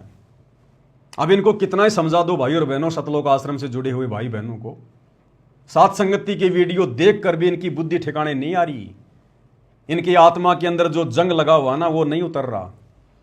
अब एक तरफ तो परमात्मा कहते हैं बच्चों तुम्हारी अग्नि परीक्षा का समय चल रहा है, गुरु तो रो रो के सत्संग भेज रहा है हिसार जेल से कि किसी तरह से इनकी आत्मा पिघले, भक्ति में ज्यादा इनका मन लगे, मर्यादाओं की तरफ आगे बढ़ें, संघर्ष करें, गुरु को प्रसन्न करें, नहीं तो काल खाएगा। ऊपर से सात संगति के माध्यम से परमात्मा ने कई हजारों वीडियो बनवा दिए, उसके बावजूद भी इनके कान पर जूं भी नहीं रेंग रही। अब ये हमारी गुरु बहन है, हिमाचल से है, और सतलोक आश्रम वालों ने जो एक यूट्यूब चैनल खोल रखा है, सा न्यूज चैनल, तो हर स्टेट का इन्होंने वो बना रखा है एक चैनल, सा न्यूज हरियाणा, सा न्यूज उत्तराखंड, सा न्यूज हिमाचल, सा न्यूज मध्य प्रदेश, और कुछ एक भक्तों को 1.5 फुट का माइक देकर जो है वो पत्रकार बना रखा है। और वो सारा दिन भक्ति तो करते नहीं, लेके माइक और घूमते रहते हैं, इधर उधर की खबरें इकट्ठा करके और चैनलों पर डालते रहते हैं जो हमारे किसी मतलब की नहीं, किसी काम की नहीं। शिमला में बर्फ गिर गई, क्या करना, नीचे दब के मरना है क्या? कुल्लू में 200 फीट गहरी बस गिर गई, हमने क्या करना भैया? दुनिया भर की बसें गिर रही हैं, दुनिया भर की फालतू की न्यूज डालते रहते हैं, भक्तों का भी समय बर्बाद कर रहे हैं, अपना भी अनमोल समय और समाज से बर्बाद कर रहे हैं। और ये बेचारे युवा भक्तों को काल ने मोरा बना रखा है। अब इस बहन को बताओ, समझाओ इस बहन को कि बहन जी ये जो दुपट्टा है ना, दुपट्टा ये फांसी लगाने के लिए नहीं डाला जाता गले में, ये दुपट्टा माता बहन ने अपने सिर को ढकने के लिए यूज लेती हैं। लेकिन ये तो पत्रकार है, भगत थोड़ी है, ये तो पत्रकार बन गई, भक्ति गई भाड़ में, भगत तो दूसरे नंबर पे है। सबसे पहले तो ये पत्रकार है सा न्यूज चैनल की। अब ये अपने घर की छत पे खड़ी होके रोजाना वीडियो बनाती है, ये सा न्यूज चैनल पे जाके देखना, रोजाना वीडियो बनाती है ये। आज हिमाचल के मौसम के क्या हाल हैं, खुद का मौसम बिगड़ा हुआ है। जिस दुपट्टे को सर पे रखना चाहिए था, और ये तो वैसे भी भगत है, आम जगत की माता बहनें भी इतनी निर्लज नहीं है जितनी सतगुरु रामपाल जी की शिष्याएं हैं। आम समाज की माँ बहनें बेटियां भी अपने सर को ढकती हैं कोई वीडियो बनाने से पहले या समाज में कहीं बाहर निकलने से पहले, और ये देखो सरेआम। और अब सुनो मौसम के हाल। वैसे तो सतलोक आश्रम मैनेजमेंट हरियाणा का और उनसे जुड़े हुए अंध भक्तों का पूरा मौसम बिगड़ा हुआ है, लेकिन फिर भी ये मौसम के हाल बता रही है, रोजाना वीडियो बनाती है। अब बताओ हम बैठे कोई राजस्थान में, कोई हरियाणा में, कोई कहां पर, और ये कहते कि हिमाचल के सोलन कोई सिटी है, वहां के मौसम का हाल बता रही है छत पे खड़ी होके, और इस वीडियो को फिर डालेगी। फिर ये सतलोक आश्रम वाले भगत इस वीडियो को देखेंगे और नीचे फिर वो कमेंट्स पढ़ना उन भक्तों के, आश्रम से जुड़े भक्तों के, वेरी नाइस रिपोर्टिंग, वाह बहन जी वाह, very nice, your look very nice, यानी तुम बहुत सुंदर दिखाई दे रही हो, अपनी बहन को कह रहे हैं। और कह रहे हैं तू जो ये वीडियो बना रही है ना, मौसम का हालचाल हमें बता रही है, कहते हैं वेरी नाइस रिपोर्टिंग, वाह मजा आ गया, क्या बताया आपने। और ये आगे से आगे उमंग में भरती जा रही है कि भगत मेरी तारीफ कर रहे हैं, मेरी प्रशंसा कर रहे हैं। ये नहीं पता काल तुम्हारा मौसम बिगाड़ रहा है। क्या कह रही है बहन जी, सुन लीजिएगा। ऐसे न्यूज हिमाचल प्रदेश देख रहे तमाम दर्शकों को मेरा नमस्कार। मैं दीपशिखा हाजिर हूं आप सभी के सामने। दर्शकों, आप सभी को बताएंगे कि आज और आने वाले आगामी दिनों में मौसम किस प्रकार से बना रहेगा। अच्छा। सुबह के बज चुके हैं 7 और हम आपके साथ लाइव जुड़े हैं सोलन शहर से। जी। अगर बात करें कल की मौसम की, तो कल का मौसम पूरी तरह से साफ था, लेकिन जो आज का मौसम है, आज सुबह बहुत तेज वर्षा हुई है। अगर आप करें इस समय जो सोलन शहर की जो ताजा तस्वीरें हैं वो हम आपको दिखाते हैं। जो सोलन शहर का जो ताजा मौसम है वो इस प्रकार से बना हुआ है। कैसे? जो आसमान में है वो बादल गरज रहे हैं। अच्छा। आप देख सकते हो सोलन शहर की ये ताजा तस्वीरें। अच्छा। मौसम इसी प्रकार से अपना रुख कल से बदल रहा है। अच्छा। आप देख सकते हो कि मेघ गर्जन हो रहे हैं। अच्छा। और जो धीमी धीमी हल्की सी फुहारे। बारिश भी लगना शुरू हो चुकी हो है। चुकी है, अच्छा। चारों तरफ बादल छाए हुए हैं। अच्छा। साथ ही में आप देख सकते हो कि दिखाओ, दिखाओ। धीमी सी धूप भी आ रही है। अच्छा। लेकिन अगर सुबह की बात करें तो हाँ। सुबह बहुत तेज वर्षा सोलन शहर में हुई है। हो। दर्शकों, जिस प्रकार हिमाचल प्रदेश में हाँ। आजकल मौसम का दौर चला हुआ है, जी। मई का जो पूरा महीना है वो हाँ। बारिश में निकल गया है। हो। मई का पूरा महीना बारिश में निकल गया, बताओ। पूरा महीना बारिश में निकल गया मई का। तो सुना आपने सतलोक आश्रम से जुड़े हुए भाई बहनों की रिपोर्टिंग। ये कर रहे हैं, ये भक्ति नहीं कर रहे। इनके खुद का भक्ति वाला मौसम बिगड़ा हुआ है और दुनिया को सोलन के मौसम की जानकारी दे रही है। अरे क्या करना हमने यार। अरे हम भक्तों ने क्या लेना देना इस मौसम का। ये तो ऐसे चलता रहता है, सृष्टि का नियम है। ये दुनिया भर के टीवी चैनल रात दिन यही तो दिखाते हैं। तुम भी उन्हीं चीजों में फंस गए। तो ये है सतलोक आश्रम से जुड़े हुए भगत भाई बहनों का मौसम। अब बताओ भाई और बहनों, भक्ति कहाँ है?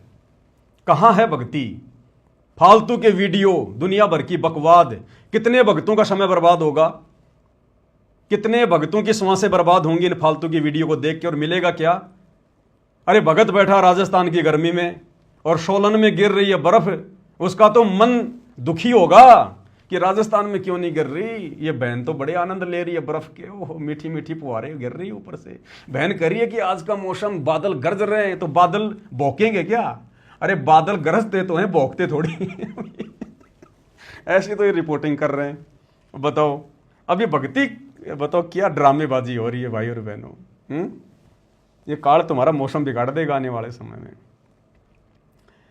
क्या बताएं भाई और बहनों, बहुत लंबी चौड़ी कहानी है। अब आज के वीडियो को परमात्मा की दया से हम यहीं समाप्त करेंगे, क्योंकि भाई और बहनों परमात्मा कहते हैं समझों की मति न्यारी, साधो समझों की मति न्यारी। जो गुरु से ज्ञान को समझ चुके हैं ना, उनको तो चिंता हो गई अपने आत्म कल्याण की।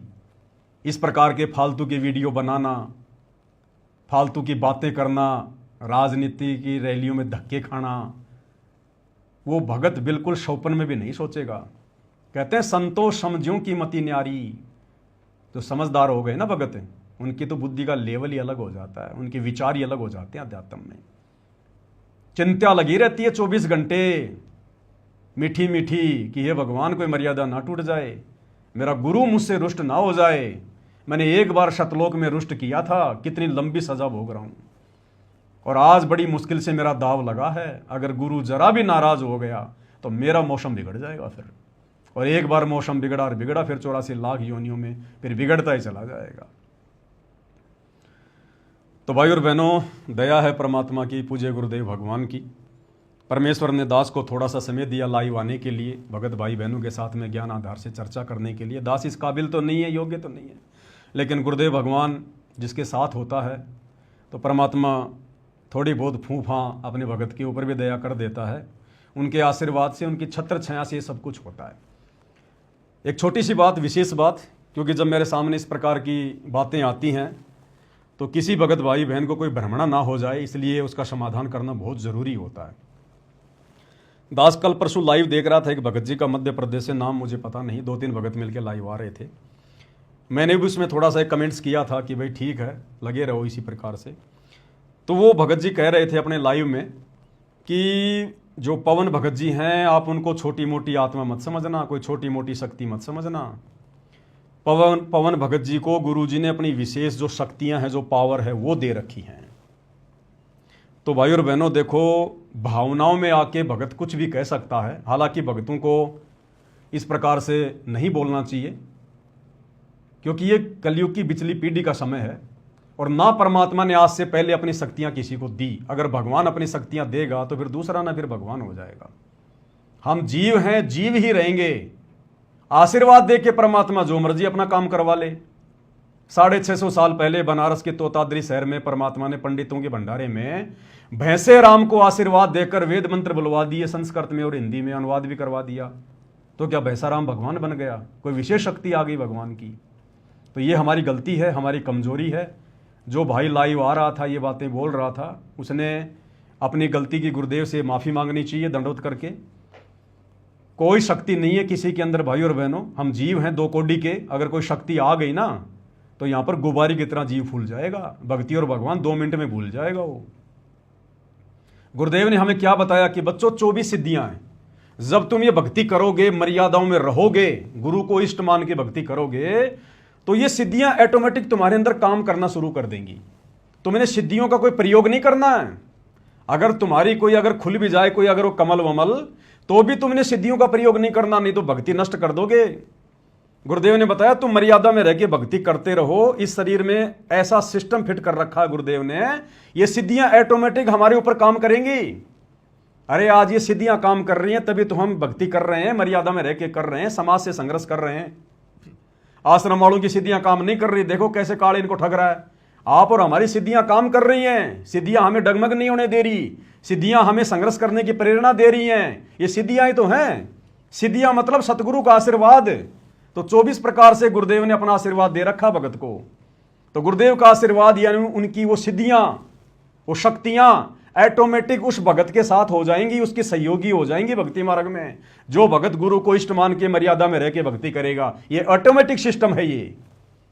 तो वैसे कोई शक्तियां वक्तियां नहीं है भाई और बहनों, इस बहम में ना रहना। बोलने को कोई कुछ भी बोल सकता है, सब स्वतंत्र हैं, लेकिन ये सिद्धियां ऑटोमेटिक काम करेंगी, सब में काम करेंगी। और जिस जिसका परमात्मा ने मोक्ष करना होगा उन सब के अंदर ये सिद्धियां काम करेंगी और कर रही है वर्तमान में। सभी सत्सेवक भाई बहनों में सिद्धियां काम कर रही हैं। तभी तो इतनी उलझनों के बाद भी हमारे को कितने धर्म संकटों में डाला गया। साथ संगति से जुड़े हुए भगत भाई बहनों के ऊपर कितना दबाव, कितना प्रेशर। गुरुजी से हमारे ऊपर मुकदमे लगवा दिए गए। जिस गुरु को परमात्मा मान के हम भक्ति कर रहे हैं, अपना सब कुछ छोड़ दिया, उस गुरु से हमारे ऊपर मुकदमे करवा दिए और हमारे अंदर गुरु के प्रति -1% भी कोई दोष नहीं आया। तो ये सिद्धियां तो काम कर रही हैं हमारे अंदर।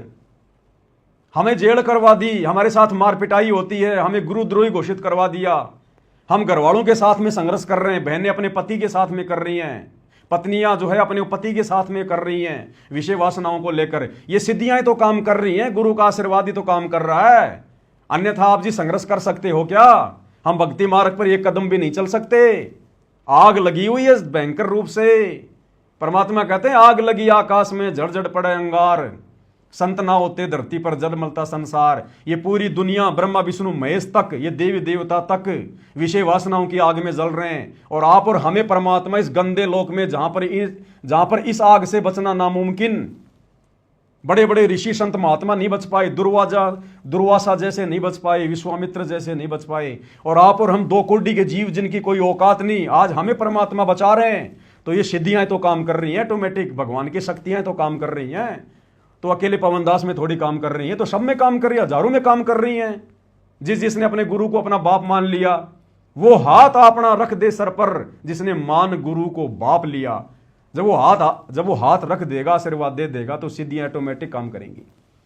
तो सब में सिद्धियां काम कर रही हैं। स्पेशल परमात्मा किसी को कोई सिद्धियां विधियां नहीं देने वाला। यहां पर सिद्धियां दे दे के बिगड़ गए। गोरखनाथ को दी सिद्धियां, उसकी भक्ति के प्रतिफल में बिगड़ गया।